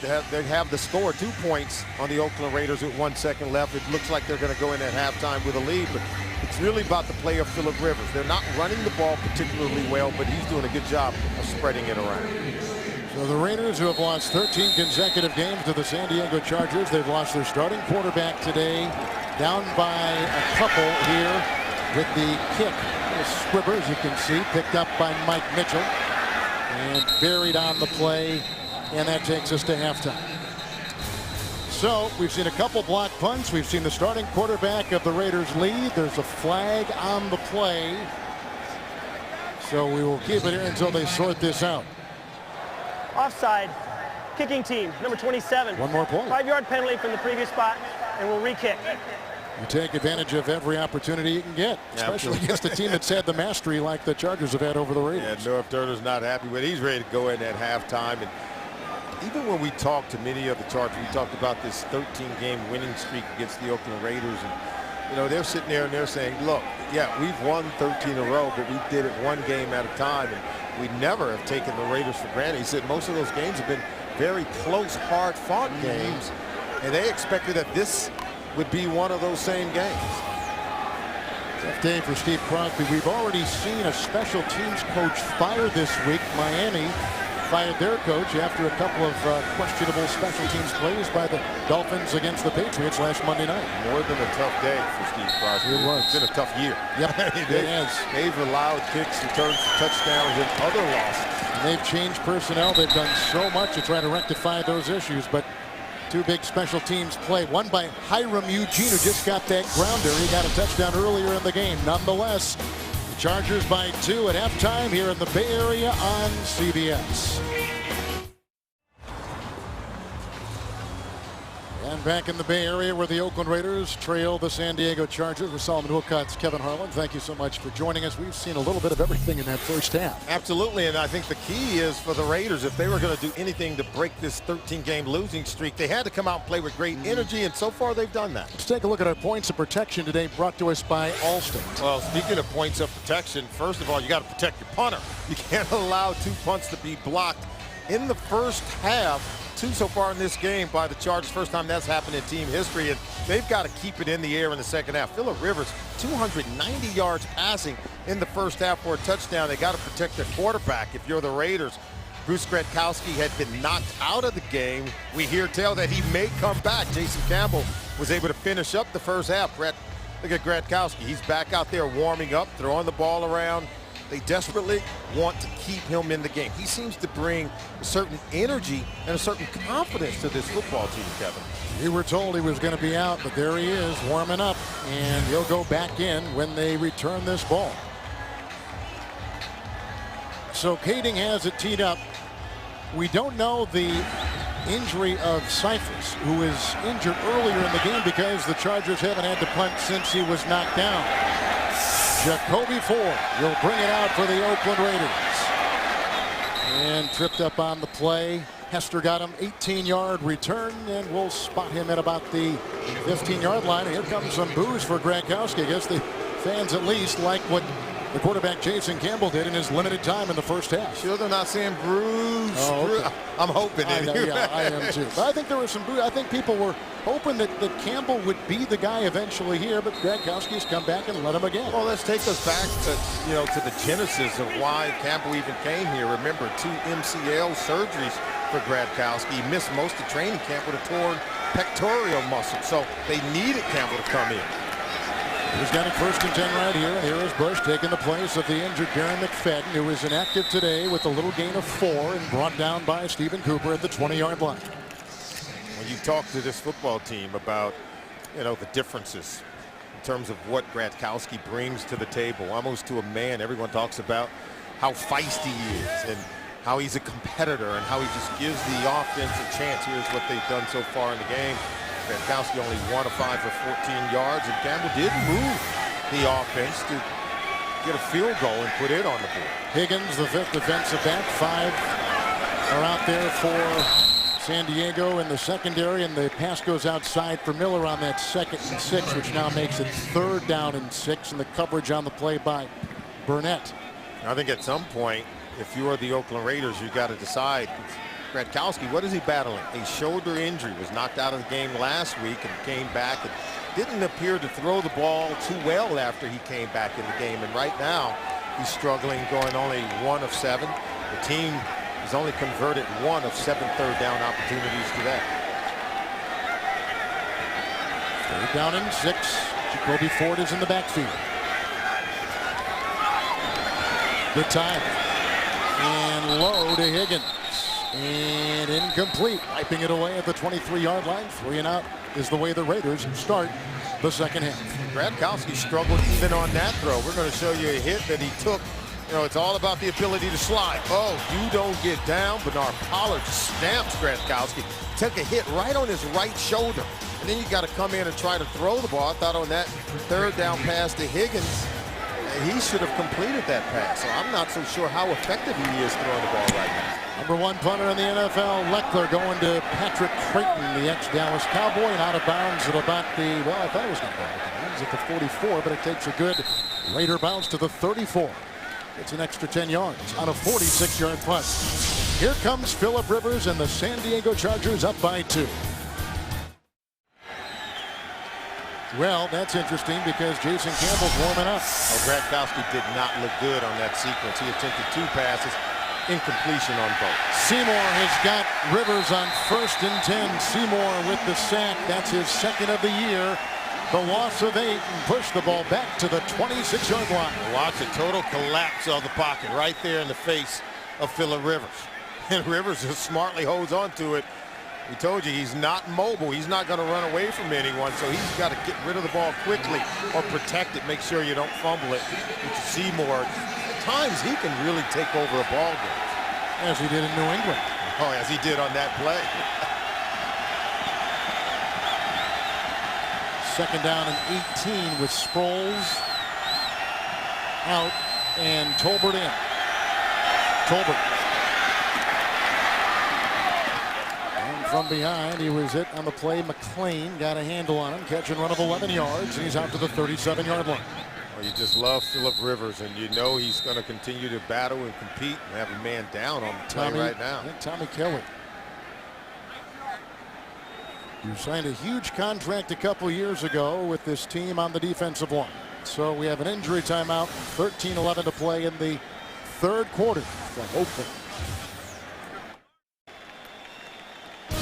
The NFL on CBS is sponsored by Southwest Airlines. Find our fares online only at southwest.com. Chevrolet. Every model is backed by a 100,000-mile, 5-year powertrain limited warranty. And by New York Life Insurance Company.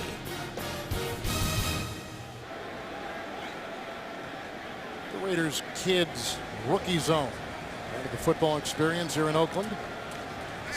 Tommy Kelly walking off under his own power. They have put in a couple extra defensive backs here, so we're not going to know who's going to take his place in the line, because see a 3rd and 7 coming up here for Rivers at his own 37-yard line. Rivers today over 300 yards through the air, and his big target has been Floyd, who has 154 receiving yards. Well, the fact is he spread the ball around, and I don't know who you try to pinpoint and say, hey, we're going to take this guy away if you're the Oakland Raiders defense, because Phillip Rivers is going to use everyone at his disposal. Into the secondary, 3rd down and 7.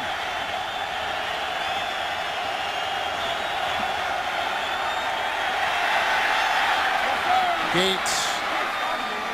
Mitchell gets him from behind. Catch and run of 11. Another 1st down on the play, making his reads. Phillip Rivers has been phenomenal. 290 yards passing in the first half of today's ball game. We talked about completing passes to 7 different receivers, not of the dink and dunk variety, but that of a home run nature, going down the field to Malcolm Floyd, and then up top to Antonio Gates, one of the best tight ends in the National Football League. 9 consecutive games with touchdown reception from his quarterback, Phillip Rivers.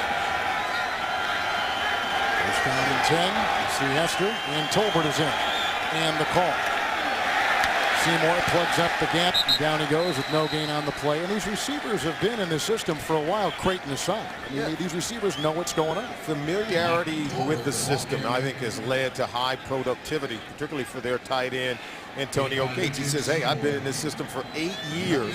He's been with Phillip Rivers for the 6 years he's been on the football team, and the 4 years as a starter. So he says, I understand not only the system, I understand the concept. I know what Norv Turner is wanting to accomplish every time he calls a play, and so now I can make sure that my efforts match what his intent is on every single call. Sproles is in, 2nd down and 10. Oh, that is dropped in a Buster Davis bobble. Flag is down. On the far side of the field, looks like it's going to be, well, let's see. Offside defense, number 99. It's a 5-yard penalty, still 2nd down. It's the rookie out of the University of Texas, Lamar Houston. Yeah, Lamar Houston's going to happen right up here at the top. Jump right into that neutral zone prior to the snap of the ball.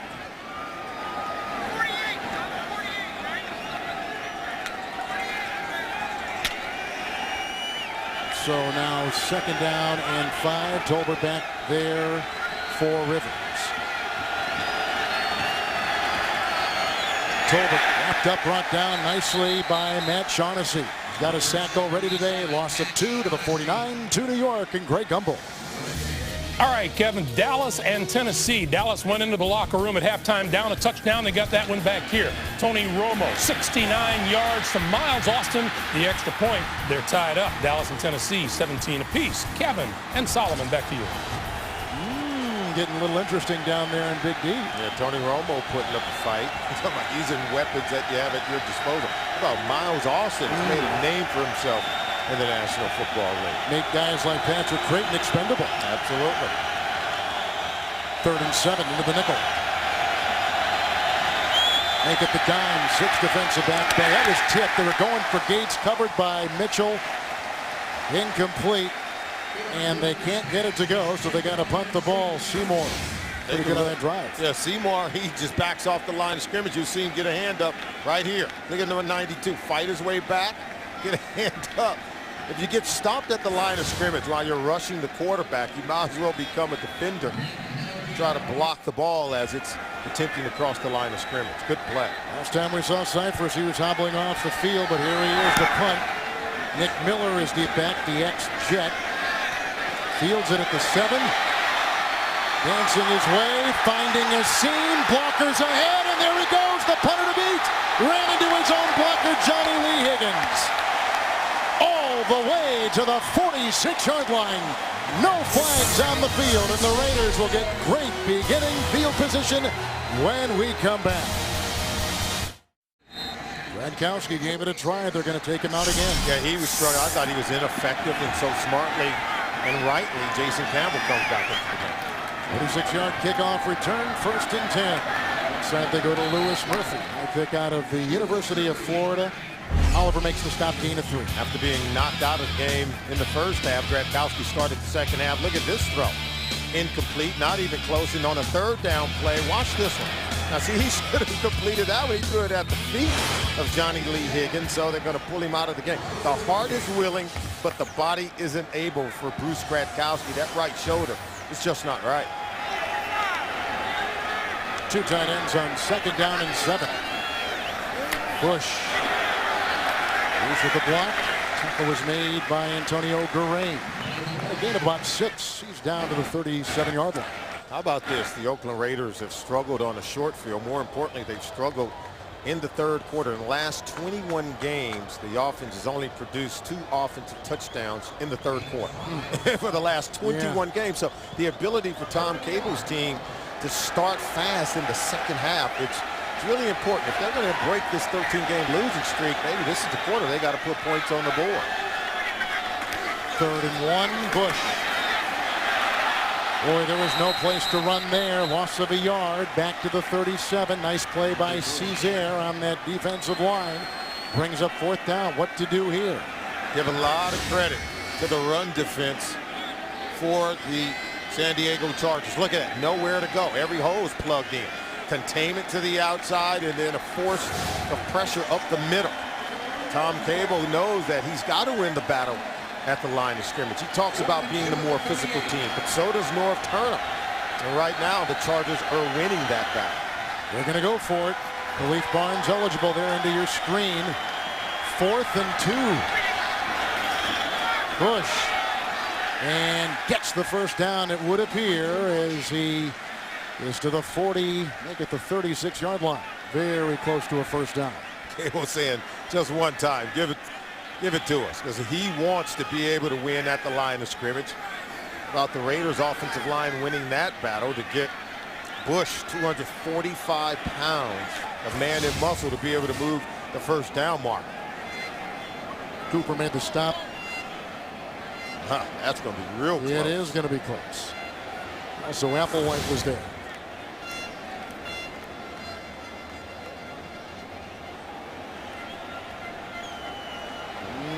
Wow.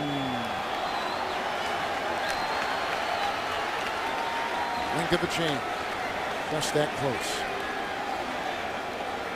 San Diego will get it. They hold on, and they hold the lead halfway through the 3rd. The NFL on CBS is sponsored by the new action comedy Red, in theaters Friday. And by AT&T. Rethink possible. downs. The Raiders turn it over to San Diego. Ryan Matthews in the backfield. And you can see the flags. Tommy Kelly, by the way, who was injured the last time we saw, walked off the field. Back on there now. Encroachment, defense, number 93. 5-yard penalty, still first down. Speak of the devil, there he is. He just got called for that penalty.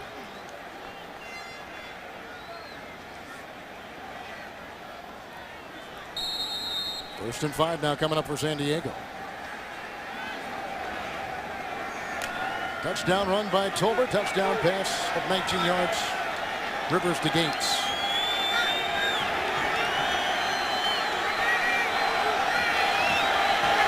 First and 5. Matthews. Hester leading the way.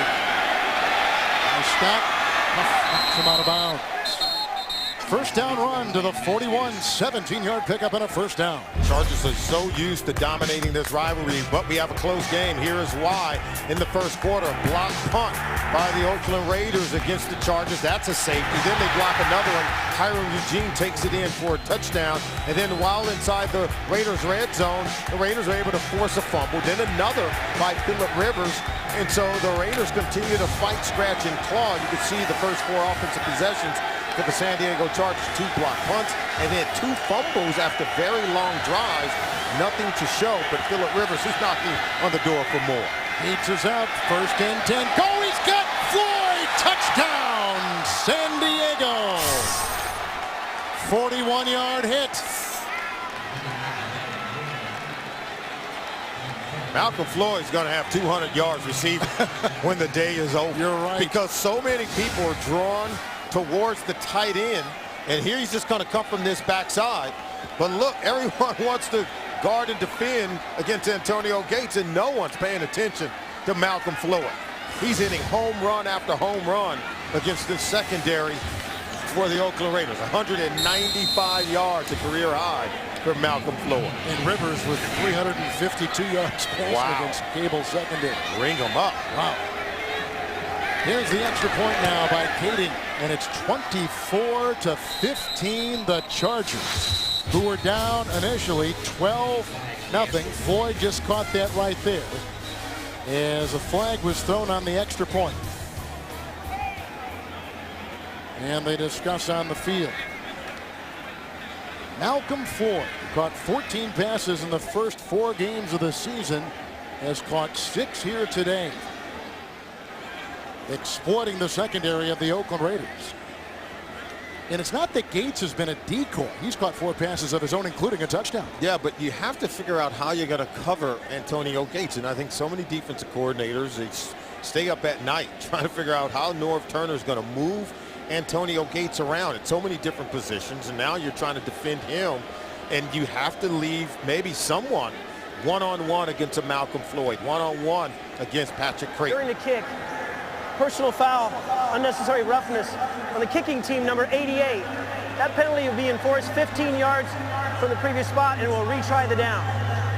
Chris Wilson. So they'll do it again. So just think about this. The defense holds the Raiders on 4th and 2, and on downs they turn it over. 2 plays later, 63 yards, they get the 41-yard strike. Floyd getting it from Rivers. Just like that, the game just has a completely different feel. Miscommunication on the back end of Tom Capel's defense. We already saw them leave Patrick Creighton wide open on a shot inside the red zone just before the end of the first half, and Phillip Rivers missed it. He didn't miss on that one down the field. I think there's a reason why Phillip Rivers for the second consecutive year leads the league in yards per pass attempt. He's throwing the ball down the field. He's throwing it very actively.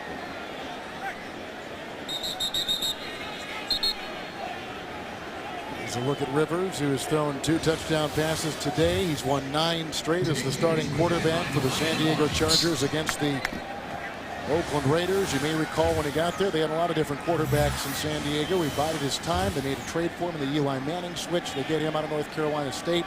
And now he is not only the present, but certainly the future of this team. Yeah, if you think you can move Try on San Diego and from a enforce the quarterback. 15-yard penalty on the kickoff.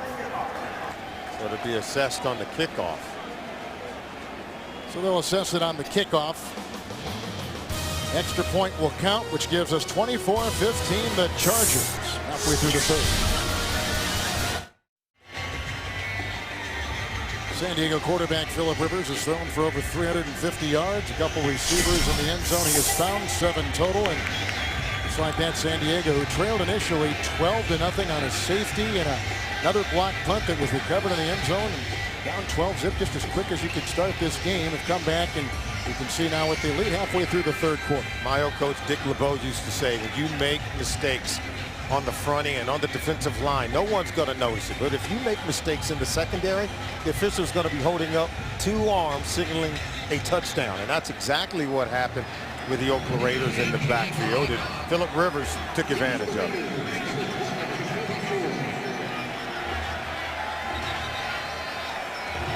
There is a delay right now because our referee, Clete Blakeman, is talking with the observer upstairs here in the press box. The 15-yard line is where this will come from because of the 15-yard penalty on the extra point. And they further the conversation. By the way, there are 3 officials on this crew that have worked the Super Bowl, and a lot of guys on this crew have been on other crews. So they created this. As you can see, Jacoby Ford there in the background.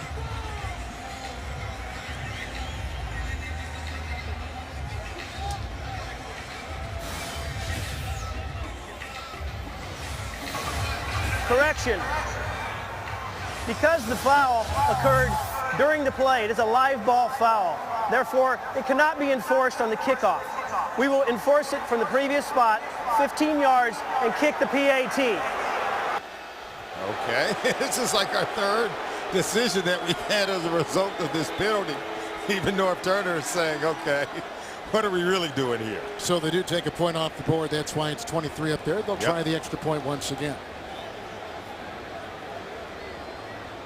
Chargers were in the paper down in San Diego this week, and the Raiders were up here being quoted saying this is their main rival. This is a rivalry that even though it's been certainly one-sided for the Chargers, 2013 consecutive games in the series, winning over the last 7 years, this is their main rival. Well, we got to remember when this rivalry first began, even back in the AFL, there at one point the Raiders had won 18 straight games against the San Diego Chargers. So the ebb and flow of this rivalry continues, and you can't take any game for granted.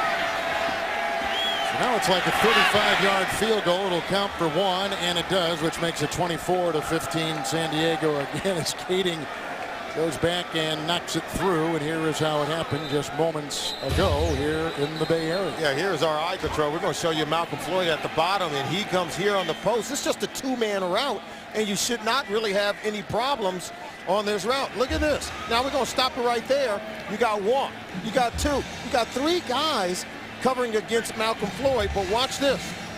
The other 2 guys, they bite on the underneath coverage, and Nnamdi Asomugha saying, what happened to the help I was expecting on the other side of the field? Misreads and mistakes in the secondary will cost you every single time. Malcolm Floyd is a huge recipient of a drastic and critical mistake made in the Oakland Raiders secondary. Lack of communication. Absolutely.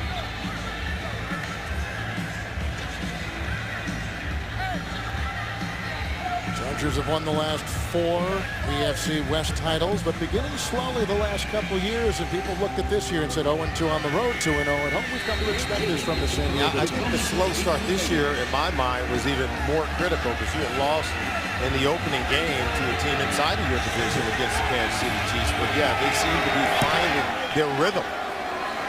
Watch out. Jacoby Ford. And you can see the bubble. That means those guys are going to be on him, and they are, knocking him astray, and that's a tough one right there on a 2-yard return, and look where they're going to begin it at their 2.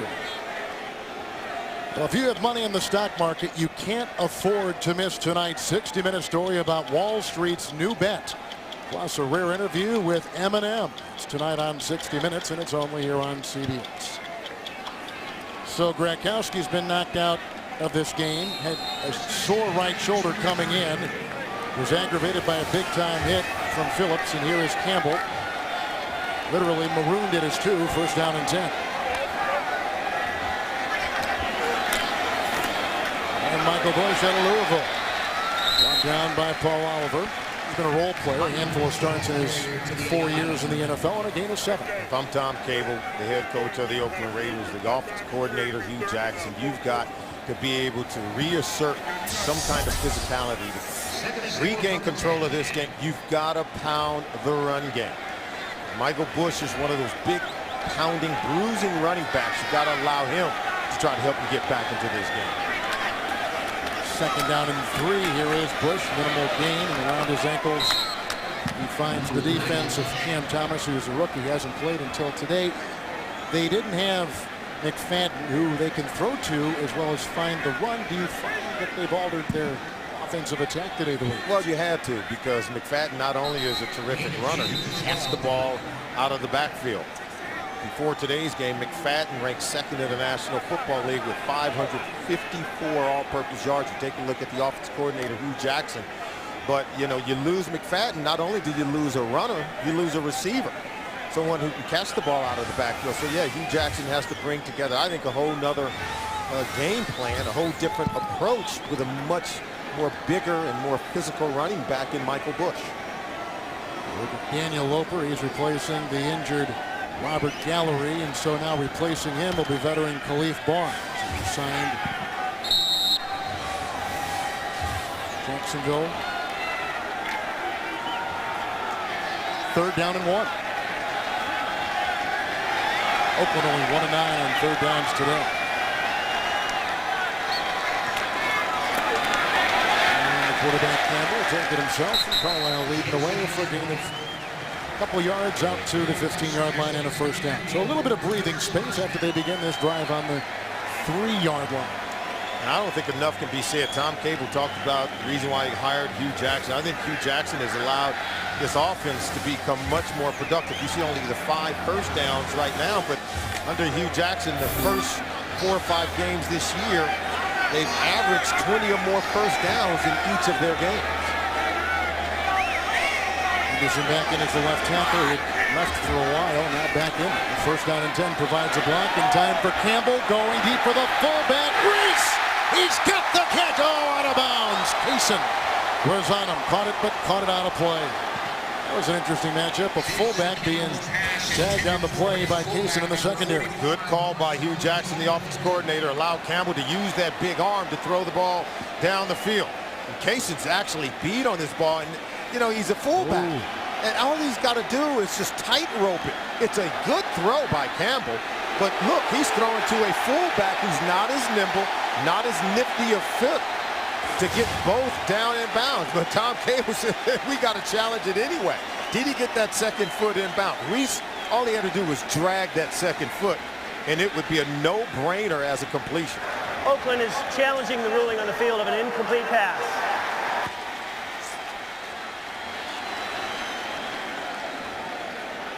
Now we're going to be able to take a look at it.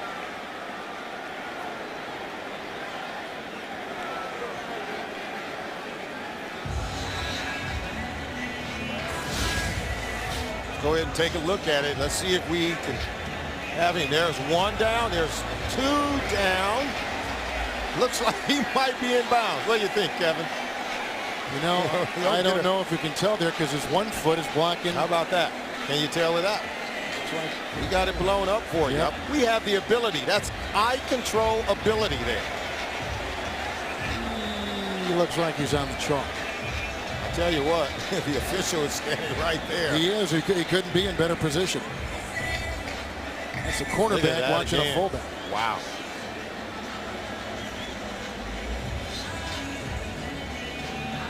See, the ref was right on top of it. That's his first guess, is that he was out of bounds. I think his foot was on the chalk.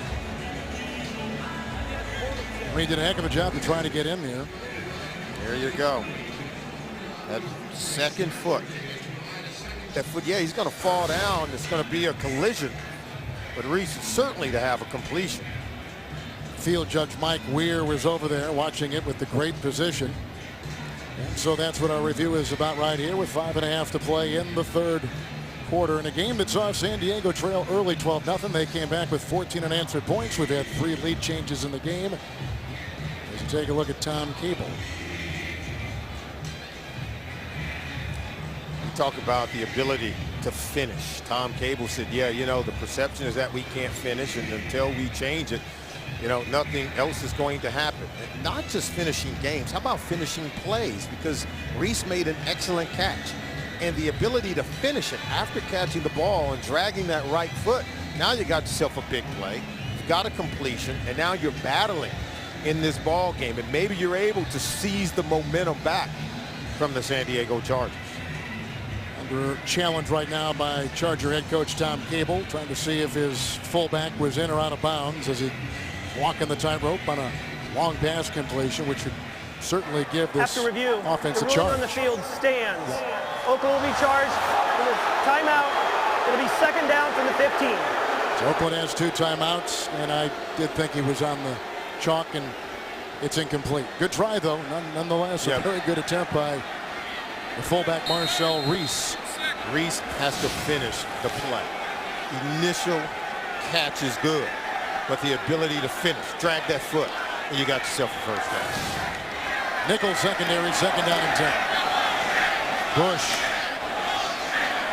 And hit by a handful, including Burnett, who finishes him off at the 21. Pickup of 6 as we pick up Greg Gumbel from New York. Hey, Kevin, the defending Super Bowl champion New Orleans Saints in trouble at Arizona. Liddell Betts fumbles. Kerry Rhodes recovers. 27 yards in the touchdown. Arizona leads it by 10, coming up on 6 minutes to play in the 4th quarter at Arizona. Guys? Rhodes had a touchdown against these Chargers last week for Arizona. Absolutely. He was able to recover, fumble, and took it in for a touchdown. Now making another big play against the New Orleans Saints. 3rd and 4. They're blocked by Henderson. That's caught on the play. Louis Murphy. Foot race into Weddle. Great catch and run all the way to the 14-yard line. And you love the throw from Jason Campbell. He just zipped this one right through the secondary. Take a look on our eye control, and he's going to be coming across the top of the field, right over the middle of it. And watch this throw. Look at that. Right between the linebackers. Is that perfect or what? Great accuracy and great catch and run by Louis Murphy. They'll mark him out at the 21 with a 58-yard catch and run. That is the longest play allowed by that San Diego defense this season. 1st and 10. 21-yard line of the Chargers. Bush. And a gain of 4 as he's down to the 17-yard line. And now we're getting some aggressive play calling by Hugh Jackson, the offense coordinator for the Oakland Raiders. He knows he's got to be aggressive to match what Phillip Rivers and Norv Turner are doing on the other side of the field. They go down the field to Marcel Reese. They're not able to make the completion. What does Hugh Jackson do? He dials up another one. Louis Murphy deep across the middle. And now they have this Charger defense back on their heels, knocking on the door inside the red zone. Murphy had 119 receiving yards a week ago. And back to pass goes the quarterback Campbell on 2nd and 6. Bush for 3. Make it 4 on the play. Jammer among a couple there to bring him down. Well, that's a play where Hugh Jackson, if you're the coordinator, you'd love to have Darren McFadden at your disposal, because Bush is a bigger back. But watch the catch. Now watch him in the open field. He's as nimble as you want to make big guys miss. Not quite. But certainly you know he's good in between the tackles. But personnel is very important for an offensive coordinator, putting players in a position to succeed. The faster McFadden probably breaks that one in for a touchdown. Timeout by Campbell. Now the Raiders left with 1 as they were facing 3rd down and 2.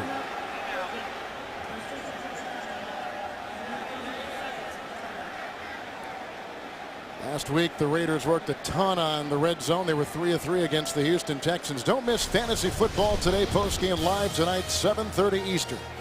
The Web's only Sunday night fantasy postgame show is on CBSSports.com. We'll be filing a report for that. So it is 3rd and 2. Second timeout used by the Oakland Raiders. They lost the first on a missed challenge, so they got 1 remaining in the half, and they're at the 13-yard line of San Diego. Now, what do you want to do inside the red zone? If you take a look at 3rd down conversions on this drive, 2 for 2 for Jason Campbell and the Oakland Raiders. I think you've got to find a way to get the matchup advantage with your tight end, Zach Miller. He's been deadly inside the red zone. The quarterback's completion percentage and overall rating has gone through the roof when you throw the ball to Zach Miller. Miller's only caught 2 passes today. 3rd and 2.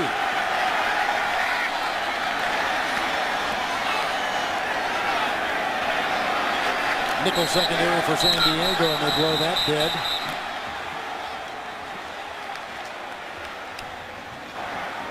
False start. Offense. Number 69. 5-yard penalty. Still 3rd down. That's Khalif Barnes taking the place of the injured guard, Daniel Open. Got to hold your water. These penalties continue to haunt and plague Tom Cable's Raiders. The 8th penalty of the day, 54 yards. It might even give them a little bit more room to operate on the back edge of that end zone. Well, what Tom Cable tell you, talking about Miller moments ago, they said he's been very good in the red zone. So watch number 80 for the Raiders. 3rd down and 7.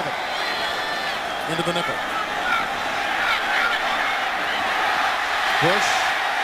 Brought down by Burnett. Catch and run to the 7. Got the 1st down and picks up 11 yards on the play. How about Bush? He's a pound of guy. Yards after contact. And Campbell smartly just dumps this one off because the Chargers secondary had that end zone well covered. So you run everybody off and hit your check down, and about Bush picking up the 1st down. 1st and goal. Bush, Carlisle a block. Merriman was there to the 3 on a gain of 3. Very critical drive for the Oakland Raiders. They've converted 3rd downs into 1st downs 3 times on this drive. So give Jason Campbell some credit. He has settled in to this position. He is showing improvement in this game more so than what we saw from him in the first 2 games of the season when he lost his starting job to Bruce Gradkowski. More of turn of concern. See if they pound the running game or go with the play action pass. 11th play of the drive. 2nd and goal at the 4. Bush steamrolls to the 1. Gain of a couple. Both coaches said they wanted to be more physical at the point of attack, that they had to win the physical battle in the trenches. So whether it's Samson Sattelli, Loper, the left guard. 68 is reporting eligible. Number 68 is eligible. Held here. Cooper Carlisle, the interior guys on the offensive line. Can they eke out 1 more yard? Critical 3rd down play.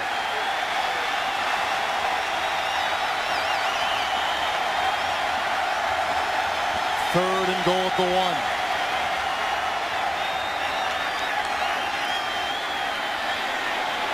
Blocked by Bush. Touchdown. Miller.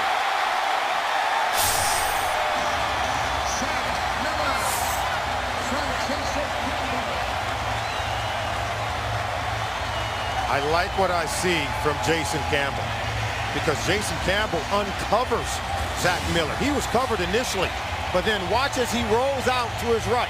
See, this is going to be covered. See, you can't throw it now, but then watch the pump fake, and that uncovers Zach Miller on the back edge. The pump fake and then pretending as if he were going to run it, it uncovered his tight end, allowing him room for the touchdown I don't pass. think he got the other foot down. And watching that replay right there, I don't know if he got his right foot in. And the Chargers have challenged.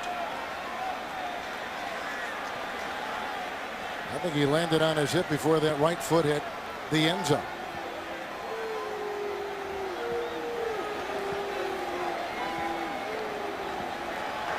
San Diego is challenging the ruling on the field that it was a completed catch for a touchdown.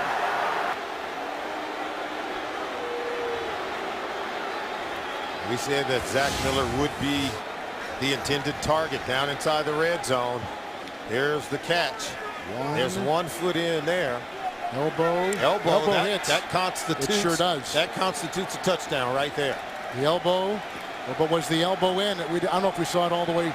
I think the elbow's in. down. If the elbow's in, that's equivalent to that 2nd foot. If it is in. You be the judge. This is a pretty good angle right here. See that? Forearm hit and then the elbow. Well,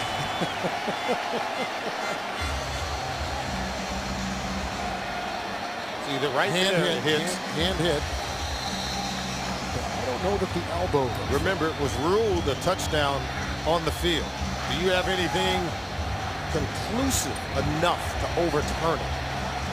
Do you see anything that tells you that's not a touchdown? If we, we talked to Bill Belichick about this a couple of weeks ago.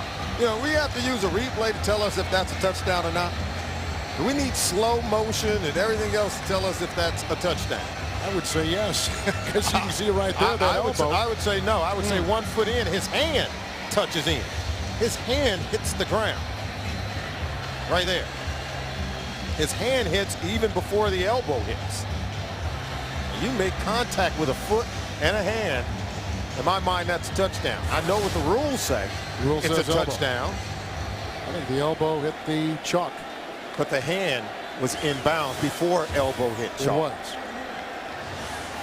He got his left knee down the end zone. Therefore, by rule, it is a touchdown. The ruling on the field is confirmed. Let's take a look at that knee. Sometimes you just go by what you see, and you don't have to become over litigious trying to figure out if it's a touchdown or not. Sebastian Janikowski will attempt the extra point. Look, boom, boom, touchdown. He said, and what they're saying is the foot and then the knee hit inside the end zone. They don't even have to get as far as the hand. I think it was clear in my mind, even initially, it was a touchdown. It looked like the knee and the elbow hit at the same time. Nonetheless, they give him 6, and here is number 7. And the Raiders are back in business with 1:12 to play in the third and down by 2. That is the longest touchdown ride by the Raider offense since 1997, 97 yards. Wow. Well, this is the rival for both these teams. Let's go back to 1960. The Raiders against the Los Angeles Chargers. Al Davis was the receivers coach for the Chargers. Tom Flores was the quarterback for the Raiders.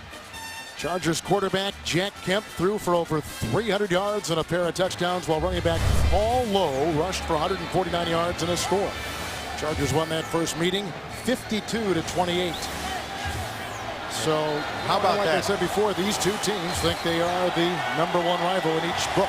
The greatest Raider of them all, Al Davis, has been on both sides of the rivalry, starting his career with the LA Chargers. And it was Al Davis who was instrumental in signing Lance Allworth to the Chargers. Remember, a lot of teams in the NFL wanted the Hall of Fame wide receiver, and Al Davis goes out and recruits. There's Al Davis there. He recruits Lance Allworth and coached him as the wide receivers coach for the LA Chargers. So Al Davis was a great man of the National Football League. Remember, it was his Raiders that at one time won 18 straight over the Chargers. Another touchback. Third today by Janikowski. He had 5 last week. He's had 8 in less than 2 games. You take a look at Zach Miller, who kind of like Gates has been for San Diego's offense, the tight end, becoming kind of the focal point of what these offenses try to do. You talk about some of the other really good tight ends in the National Football League. Antonio Gates, Jason Witten in Dallas. And I think Zach Miller is probably one of the best tight ends you have never heard of, because he's been on an offense that's been struggling. But Hugh Jackson come in, lift the offense. You can see now, ball in the hands of Phillip Rivers. Over 300 yards passing so far in the game. 2 tight ends. Matthews is in. First down and 10.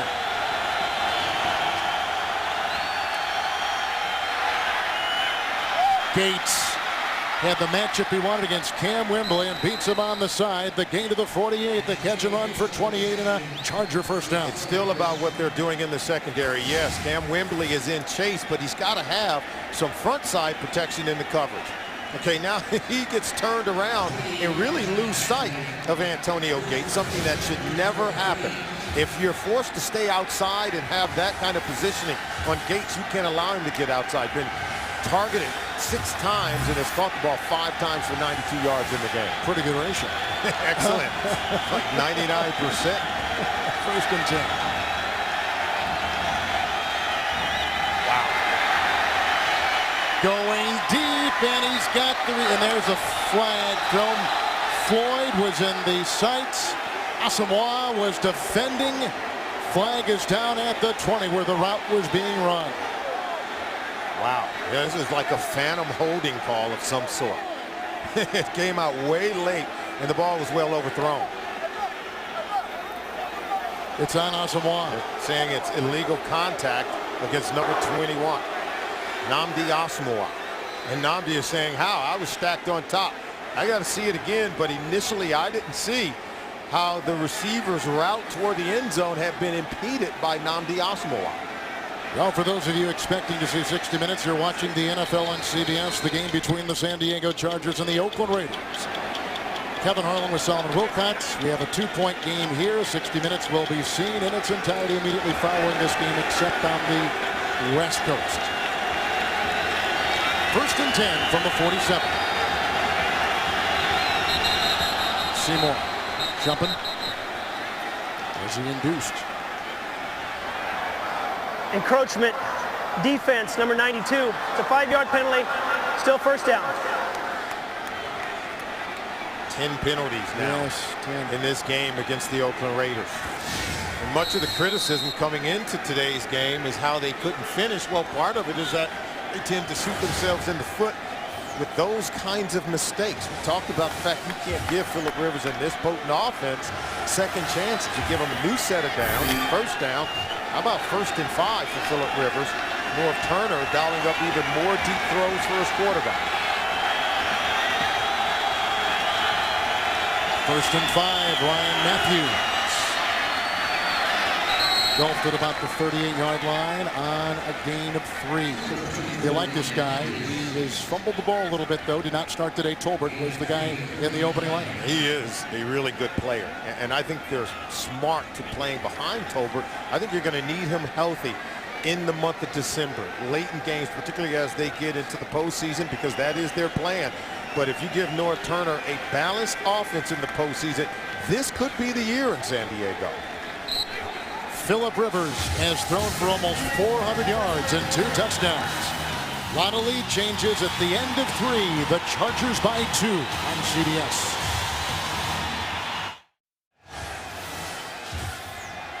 We're starting the 4th quarter, 2nd down and 2 for the San Diego Chargers with Matthews in the backfield from the Oakland 39. Hester, Dielman a block, getting the 1st down. To about the 32 and a pickup of 6. Good way to start the 4th for San Diego. Well, you trail by 2. Jason Campbell takes his team on a very long drive of 90-plus yards to get the touchdown. And if you're the Oakland Raiders, it's about time you start playing some defense against Norv Turner and Phillip Rivers. Look at the number of 1st downs for the San Diego Chargers. It's up to the defense to help the Raiders finish this ball game and close it out with a win. Creighton is in. Gates is out. 1st and 10. Going for Creighton. Coverage by Route. 2nd and 10. Let's go to Greg Gumbel in New York. Kevin and Solly out in Arizona. New Orleans maybe with a little too late. Drew Brees escapes the pressure. 35-yard touchdown to Robert Meacham. 23-20. But Arizona with the football coming up on a minute to play in regulation, guys. Saints play close to the edge, it seems like, every game. Drew Brees is going to keep pulling the trigger, Greg. he may not be done yet. 2nd and 10. Matthews. Good block by Dombrowski. Tackle made by Huff. Argument about the 18-yard line on that 2nd down and 10. 15-yard pickup, another. The Raiders defense was gassed for 249 rush yards 1 week ago. Now watch him go here, and then look at that. It's just a wonderful run because the white jerseys continue to just stay on a black jersey.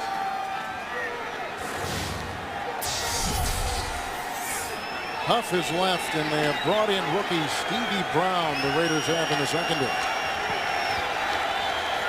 1st and 10. Drive started back at the 20. Matthews.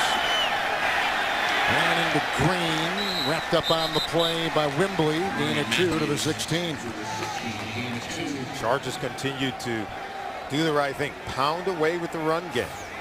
The Oakland Raiders, their run defense come in ranked 2nd to last in terms of their inability to stop the run. Look at the red zone possessions today for Norv Turner's Chargers offense. There's been some misses, a couple of fumbles down inside the red zone. And he loves to stick with the running game. That's where people have been able to chip away at this Raiders defense. But boy, if they drop coverage on the back end to that. Sproles in, 2nd down and 8.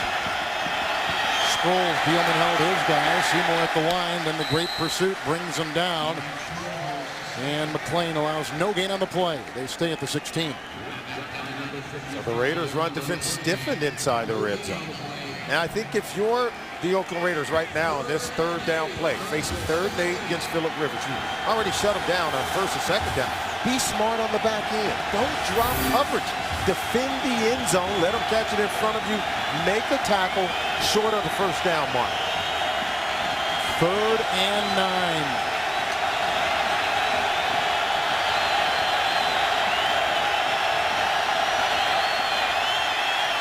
Good block by Dombrowski. Incomplete for Buster Davis. Coverage by Rout. 4th down, they're going to be relegated to a 3-point try. Nice defensive stand by the Oakland D. Good coverage. Phillip Rivers wants to cross him. That's where he wants to go with the ball. Now, he knows he's got to be able to hit Buster Davis. That's just an incompleted pass on Phillip Rivers. Didn't have good footwork on that one. But I think he had separation against Rout. He's got to be able to hit Buster Davis on the crossing route. 34-yard try by Nate Kading out of Iowa. And the Charger lead is extended. 27-22.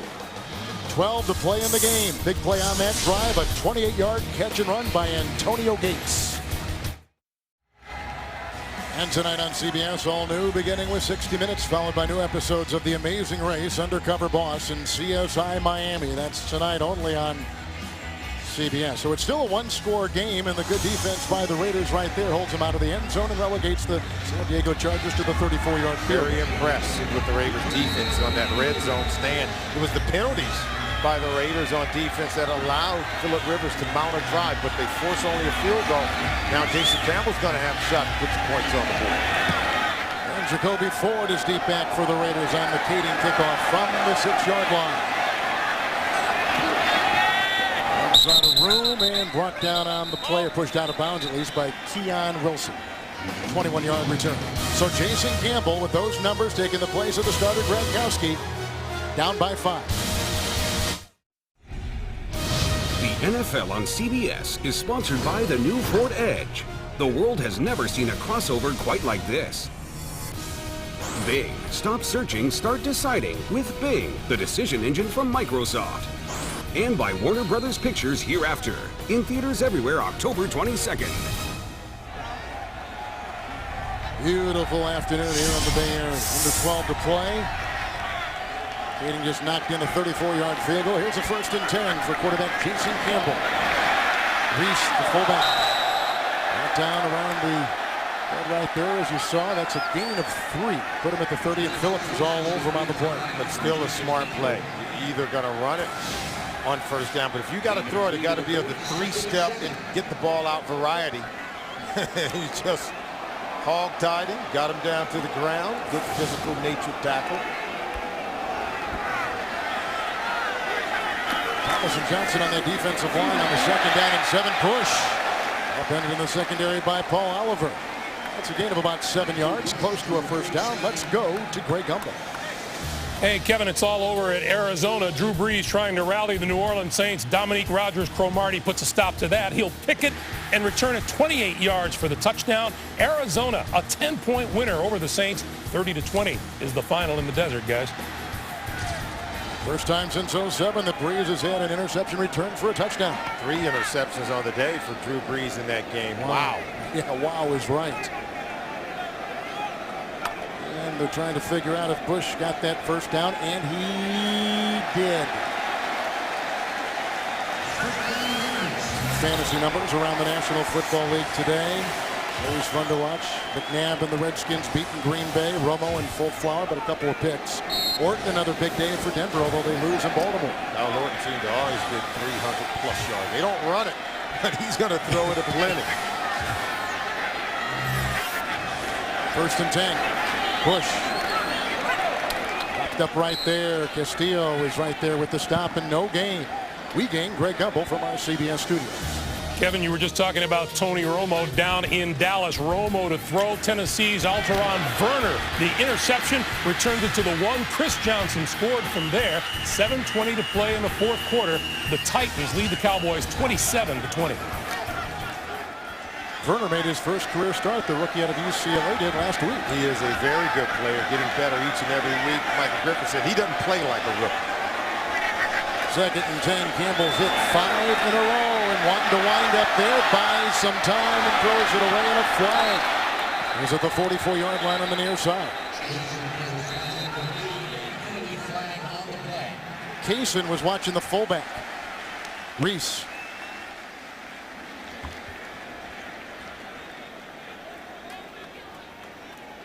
While the quarterback was still in the pocket, illegal contact, defense, number 20. It's a 5-yard penalty and an automatic first down. Antoine Kaysen playing in the place of the now departed Antonio Cromartie. And you know what? Jason Campbell's got to cut the ball loose when he has a receiver open down the field. You tell me if Hayward Bay at some point didn't come open, even on the second look. See, right now he's even and leaving. He's open. Throw the ball down the field. Hayward Bay is a speedy guy. You got to go ahead and take a shot down the field. 1st and 10. There goes Miller in motion.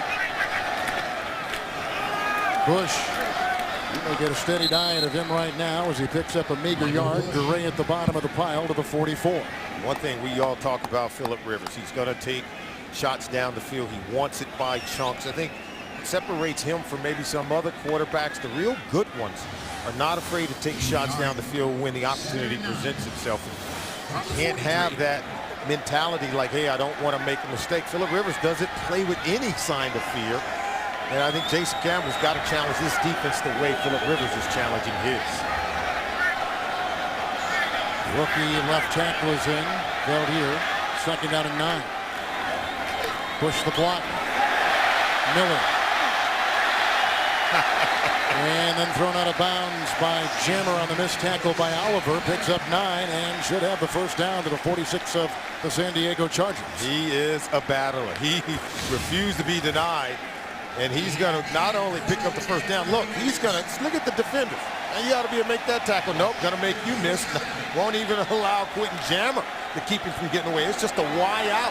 They screen off some of the defenders, but he's well aware how far down the field he needs to get to create a new set of downs. 1st and 10.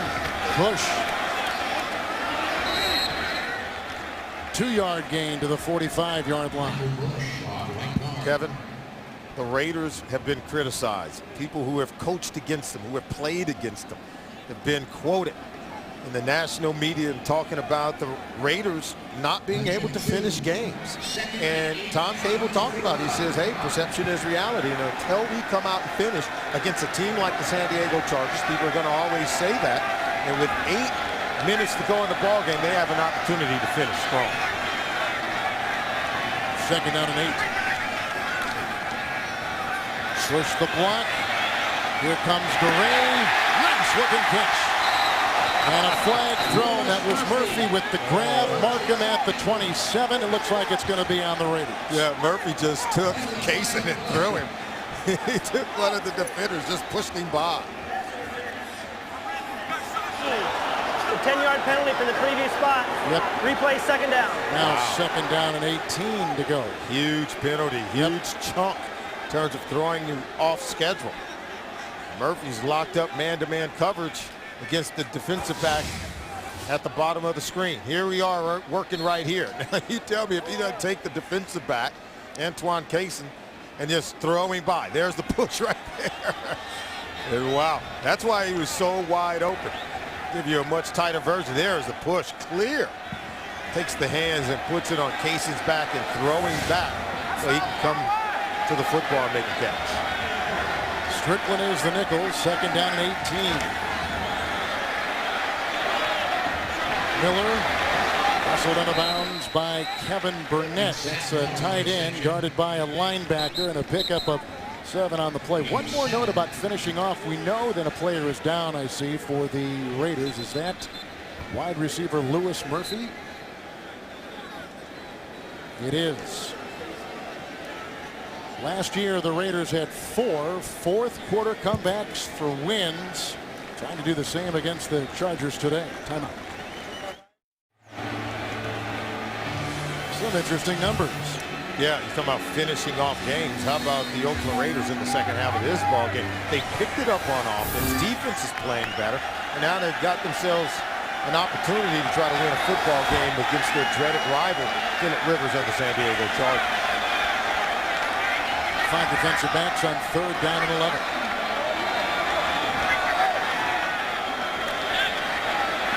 They're holding them off. Good looking catch. It's Miller. Fumbled the ball. If he was down, let's see. The ball was loose. Recovered at the 32. Big time hit there put on him by Stephen Cooper. It is Oakland's ball. And look where they will have it. 1st and 10 at the San Diego 32. That was an amazing throw by Campbell. What now catch. watch the pocket presence he has. Looking down the field. Did you see the time to throw the ball? 2, 3 defenders coming in to get at Zach Miller. And Zach Miller has himself a presence on this offensive football team for the Raiders. He's probably one of their better ball players. And boy, is he fighting to create positive gains. 1st and 10 and Bush. Blocked by Johnson. Tripped up just enough, though, as he lands at the 24. Pickup of 8 as we pick up Greg Gumbel from New York. Kevin and Solomon, a little back and forth down in Dallas. Tony Romo for Jason Witten, 18 yards and the touchdown. 4.5 minutes to play. They're tied with Tennessee at 27 apiece, guys. Witten's a multi-Pro Bowler for the Dallas Cowboys. You know, when you have tight ends, you talked about even a Zach Miller, it really does help the quarterback to make big plays. 2nd and 2 right here for Campbell, taking the place of the injured Gronkowski. Play clock at 5. Bush. Stuck up inside by Cooper. Gain of a yard to the 23. Good read by Bush. With the zone blocking in front of him, sticking that foot in the ground and getting vertical, heading downhill, pressing the line of scrimmage. He's a guy that's trying to pound it out today and doing a really good job at it. 95 yards. Absolutely. 95 yards rushing. And he gives Tom Cable just some physical presence in terms of their running game. 11th play of the drive, 3rd and 1. Campbell takes it himself.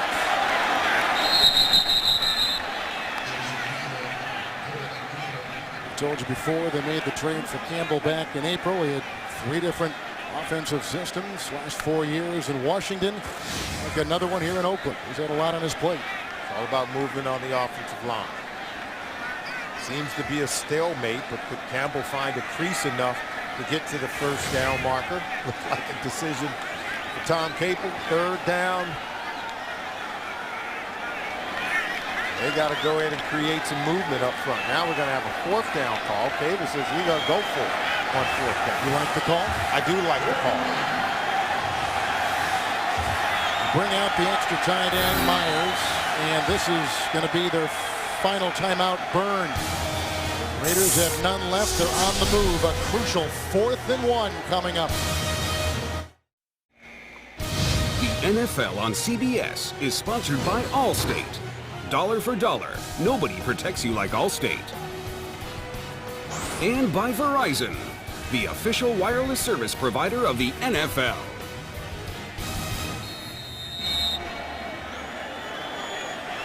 Raiders just burned their last time out. They've got it 4th and 1 today, Solomon. They've converted 4th and 1. They failed on 4th and 2. You like them going for it here on 4th and 1. You have to be aggressive. You can't give the ball back to North Turner and Phillip Rivers in that offense. You may not get another shot. Good fake. That's the backup tight end Myers, who blocked a punt earlier today out of bounds at the 11. A catch and run of 12 and a 1st down for the Raiders on a gutsy play. Tackle made by Castillo. Even North Turner told us that this was an offense that really has got some bite. It's the fake reverse. He bootlegs out to the right. Look at easy toss to Myers for a 1st down. I thought it was an aggressive play call, well designed by the Raiders offense coordinator, Hugh Jackson. I just think it was absolutely the right call. You've got to attack this Chargers defense. Just a really smart play. 1st and 10. Bush. Grabbed inside by the rookie Cam Thomas. 6-yard gain, put him at the 6. The field goal wasn't going to help him, Kevin.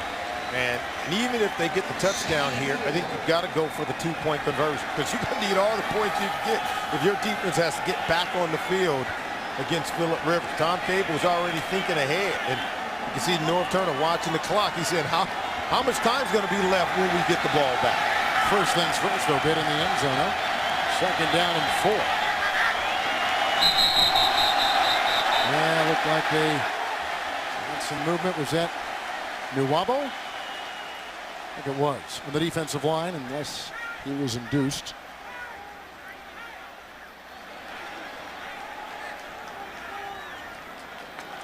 A lot of penalties in this game, huh? 13th play of the drive.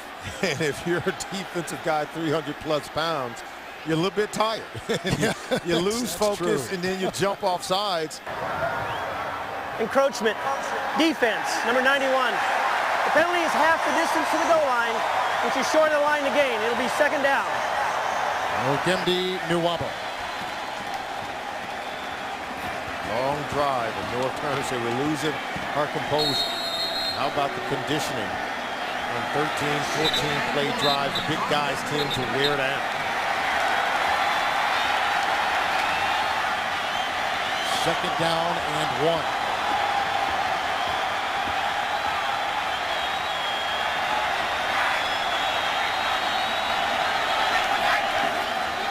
Bush, he's in. And the Raiders have recaptured the lead.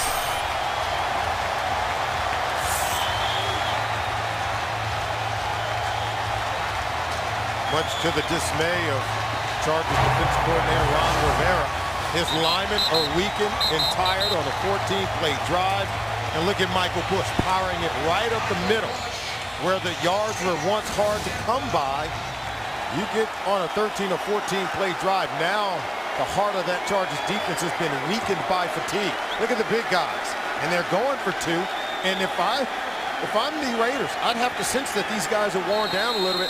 I'm running it right up the gut yet again. Spread them out and challenge the interior defensive line of the San Diego Chargers.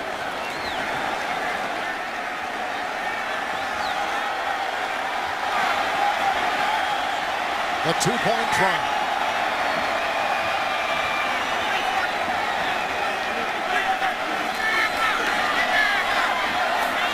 Walker with the block. Now he lets his guy go. Incomplete. That's a lot of time to leave on the board for Phillip Rivers. I would have preferred to see the Raiders spread them out and then pound Michael Bush right at that defensive line. They appear to be worn out from fatigue on a 14-play drive. Go ahead and spread them out and run the football.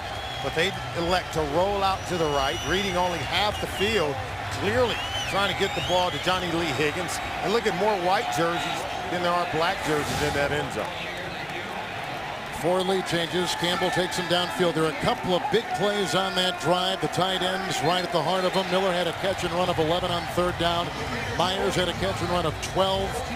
3-yard touchdown run by Bush, who is over 100 yards today on the ground. And the Raiders in the 4th lead change today, up by a single point over San Diego, a team that has beaten Solomon 13 consecutive times. And here's one of the best passers in the National Football League, one of the best leaders at the quarterback position in Phillip Rivers, leading the league's #1 ranked offense with 3 minutes and 39 seconds left. Something tells me, just a little birdie, tells me it may not be enough, because not only does he have the ability, he loves to get yards by the chunks, and so he can go 80 yards in a hurry. A touchback here. He's been doing it all day as Janikowski, and he's going to send Sproles 5. He's going to bring it out 5 yards deep in the end zone. And the jump on his back, Tolberton, Huffer right there, 31-yard return. Here comes Rivers. Well, next Sunday, the NFL on CBS rolls out regional games with Ray Lewis and the Ravens taking on Brady and the Pats. Rex Ryan's Jets will tackle Kyle Orton and the Broncos. Check local listings for the game in your area, all beginning with the NFL today at 12 noon Eastern. So here we go, armed with 2 timeouts.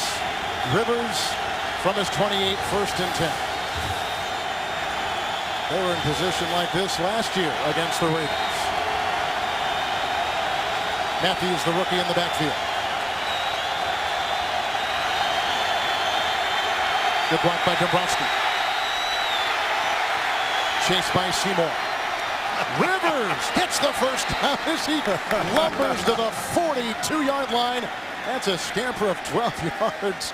And he gets the first as he was knocked out of bounds on the play by McClain. Now, how is Rivers able to run so far and so long to pick up a first down when we told you he's not a mobile quarterback? What happens to the Raiders defense? They play so much man-to-man coverage that sooner or later you have to turn your back to the quarterback just to defend your man, and so they don't even see Philip Rivers running down the field with the football. That's the second longest run of Rivers' career. As long as 15, that was the 14. Sproles remains 1st and 10. Rivers, nice looking catch on the logo right there. That's Floyd, 13-yard pickup by Malcolm. Floyd over 200 yards today on his 7th reception. Working on Huff, first down. And everything starts with a clean pocket. And see, watch the vision down the field. Laser lock passing from Philip Rivers. If you are the Raiders and you want to extinguish this potential game-winning drive for the San Diego Chargers, it starts with putting pressure on the quarterback. If you can't pressure Philip Rivers, you can't stop Philip Rivers. Raiders in the nickel.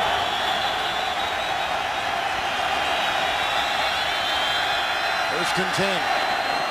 Matthews. Coverage by McClain. No gain on the play.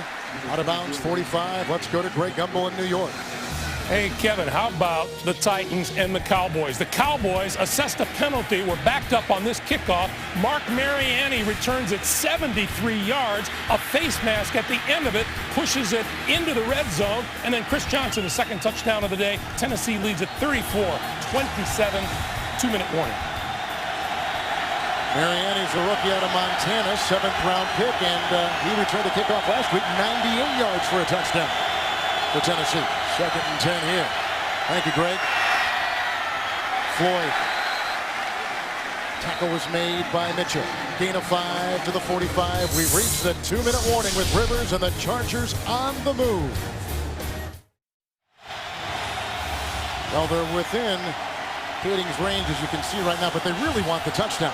If you know Philip Rivers the way that I do, you know he wants the touchdown. He don't want to leave it up to the kicker.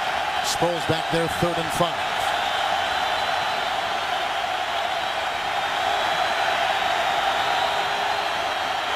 Blitz. Buster Davis grabbed by Asamoah down to the 33, picks up 7 on 3rd and 5. That is a San Diego first down. Wow, great throw, great catch. And what a close by Nnamdi Asomugha. Couldn't separate the receiver from the ball. Excellent completion. First down, Chargers. 6 defensive backs, 1st and 10.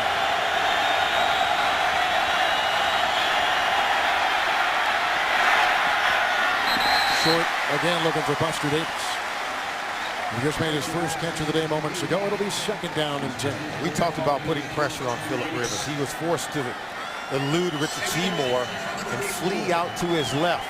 You know, he's a stationary quarterback. Look at that, 11 career 4th quarter comebacks. But if you force him to change his launch point, force him to move off center, his accuracy tends to decrease. And you could see, even though he had time, he threw the ball at the foot of his intended receiver. So it's all about pressure in the face of Philip Rivers. 2nd and 10.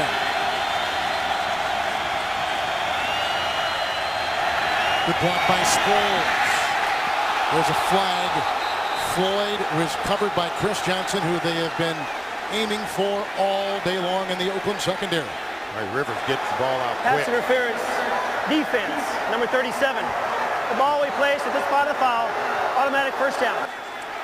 Chris Johnson was competing, but the ball was out and it was on its way. He had yet to turn and look back for it. See, Rivers knows he's got to get rid of it. See, he's not looking back until now. Wow. 1st and 10 for the Chargers. Don't know that he initiated contact, even though contact had been made. 12 penalties Ties a season high so far for the Raiders.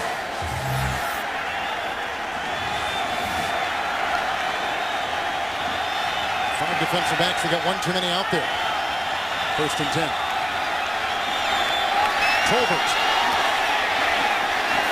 Samoa over the flag is down at the 27. Samoa knocked him off his horse. Great play. Great play by Nnamdi Asomugha. As he had a blocker on him, still made the tackle. Holding. Offense. Number 85. 10-yard penalty. Replay 1st down. It's Gates. They have to set the edge, and there's Gates right there. So see, that's where, see how he hugs him up? That's why they call the holding. Now watch Asomugha while he's able to get off that block and still make a tackle. That's just great defense. Raiders can't stop the clock. Chargers, as you can see, with a couple of timeouts. 1st down and 20 right now at the 33. 6 defensive backs. Rivers.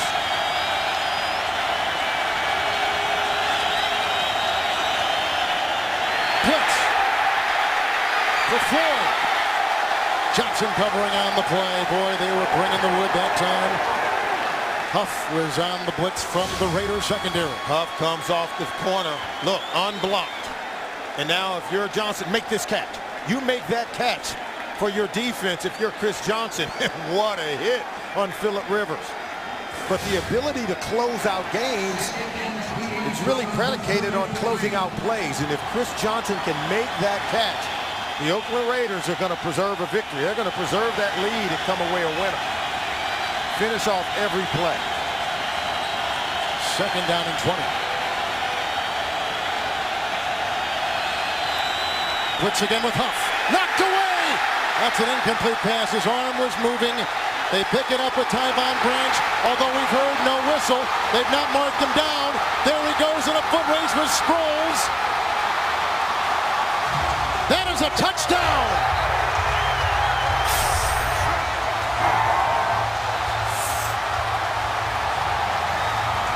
If it stands.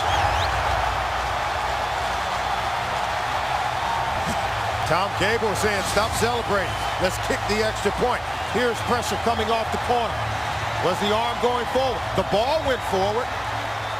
So you got to imagine, if the ball goes forward when he's hit, then the momentum was the arm going forward. Wow. I can tell you this. What the officials are going to look at was the palm empty as the hand came forward. That one is going to be close. It was ruled a fumble on the field. Now see, there's the hit. I think it was an empty palm moving forward. And by the rule, and per what I saw there, they may rule this a fumble. Booth review under 2 minutes. Branch hoping it sticks. Welcome back as we review the play. You tell us, is this an incompleted pass or is it a fumble? Look, he hits him, but the ball comes out. And if we could stop it a little sooner, we'll tell you that it's an empty palm moving forward. That's what the officials are going to look at. Is the palm empty as the hand goes forward? The quarterback hand was not coming forward when the ball was locked loose. Therefore, it is a fumble. Recovery, advance for a touchdown. And the Raiders have their first defensive touchdown since 2007, a 64-yard fumble recovery return by Tyvon Branch. See, he's saying that when he was hit, the hand wasn't moving forward. See, ball's out right there. But Phillip Rivers continues to try to force it through to move that arm forward. But Tom Cable knows that is a game closer. Can the Raiders finish? I think they just did. We're not writing this one off. 58 seconds left. A lot of things can happen. Phillip Rivers still capable of scoring and scoring quickly. Janikowski, 35-27. For the Raiders, who took an initial 12-0 lead, a couple of block punts, one for a safety, one recovered in the end zone for a touchdown. Chargers, they went on to score 14 unanswered points. Back and forth we've gone. Rivers has got a couple of touchdown passes today. Tolbert has a touchdown run by San Diego, and Campbell took the place of the injured quarterback Gradkowski for the Raiders and has looked pretty sharp today after he lost the job in week 2. You can see in the game summary, special teams have plagued the San Diego Chargers once again on the road. Jason Campbell filling in for Bruce Gradkowski has come up big, leading them on a drive to take the lead in this game. And so there's been a lot of different things happening, but we're seeing an Oakland Raiders team possibly coming of age under their head coach Tom Cable. He talked about the need to change their identity, the need to be able to close out games against their #1 divisional rival, the San Diego Chargers. We've had 4 lead changes in this game. Chargers had 2 red zone turnovers early in the contest. And now you take a look at Philip Rivers, who has thrown for 404 yards today. He'll get it with a couple of timeouts. Norv Turner has got to dial up some plays. Put the game in the hands of his talented quarterback, Philip Rivers. And Rivers got to take some shots down the field. They are a touchdown and a 2-point conversion away from tying up the game. 3 touchbacks today for Janikowski. Sproles will bring it out. Nice tackle made. That's the guy that recovered a ball in the end zone after one of the block punts. That's Ron Cartwright, the ex-Redskin. 18-yard return. Rivers on the move. First down and 10. He'll have it with a couple timeouts. His numbers for today. Long way to go. Over 400 yards passing in this game. He had 290 yards by halftime. He's hit on home runs to Malcolm Floyd. He's gone up top to Antonio Gates. He has the arm. He has the weapons. Now he needs the opportunity. Sproles at the side of the quarterback. Rivers 6 in the secondary.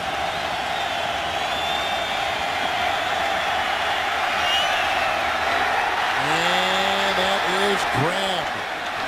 Nice looking catch up at the 37-yard line. And a 22-yard reception made on the play by Creighton. Route was there. Spot the ball at the 37-yard line. And tonight on CBS, all new. It all begins with 60 Minutes, followed by the new episodes of The Amazing Race and then Undercover Boss and CSI Miami. That's tonight, and it's only on CBS. 1 timeout remaining for the Chargers. Kevin, so much of the San Diego Chargers pass game is predicated on throwing the ball in the seams, particularly on the vertical route. They want to stretch your zones, but mostly you're going to get man-to-man from the Oakland Raiders. But they want to stretch you out, and they want to attack where they feel they have the best matchup advantage. Chargers a single timeout, have it 1st and 10 from the 37.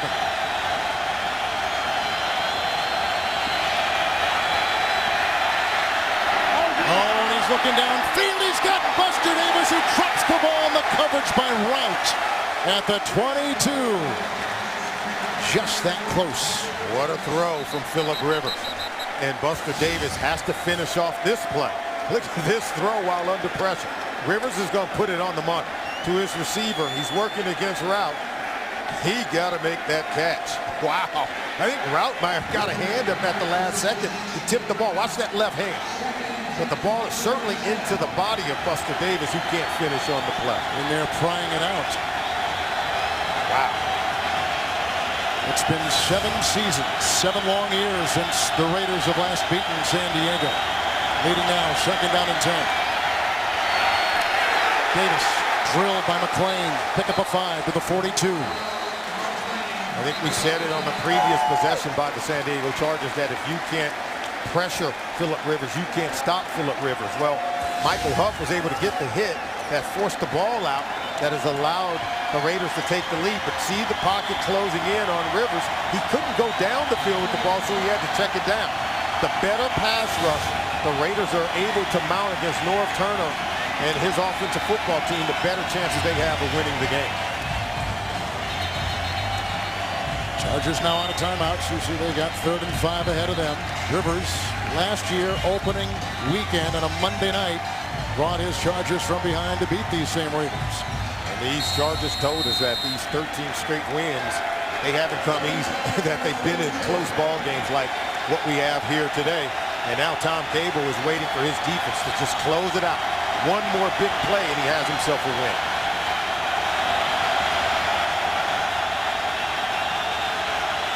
Third and 5.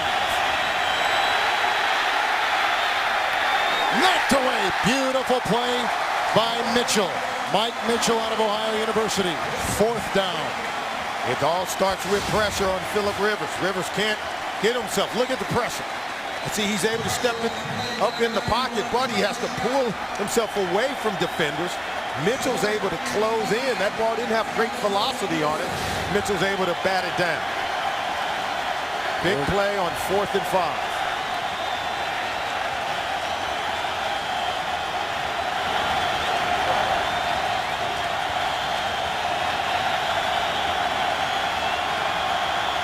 Blitz. Branch on him. Incomplete. That was 4th down. And on downs, the Chargers give it back to the Raiders. Neither team with a timeout.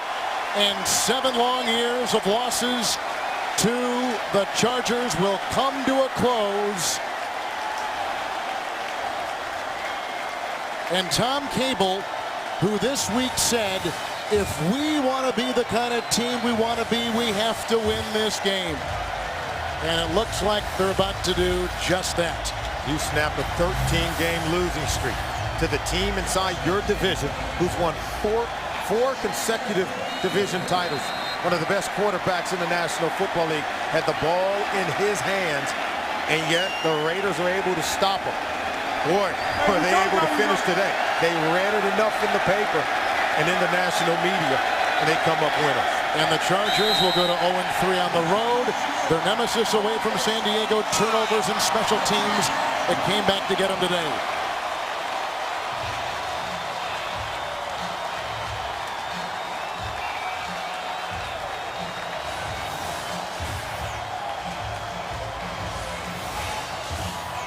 For Solomon Wilcots, Kevin Harlan saying so long from Oakland, California. The Raiders have stopped a 13-game losing streak to San Diego, 35-27.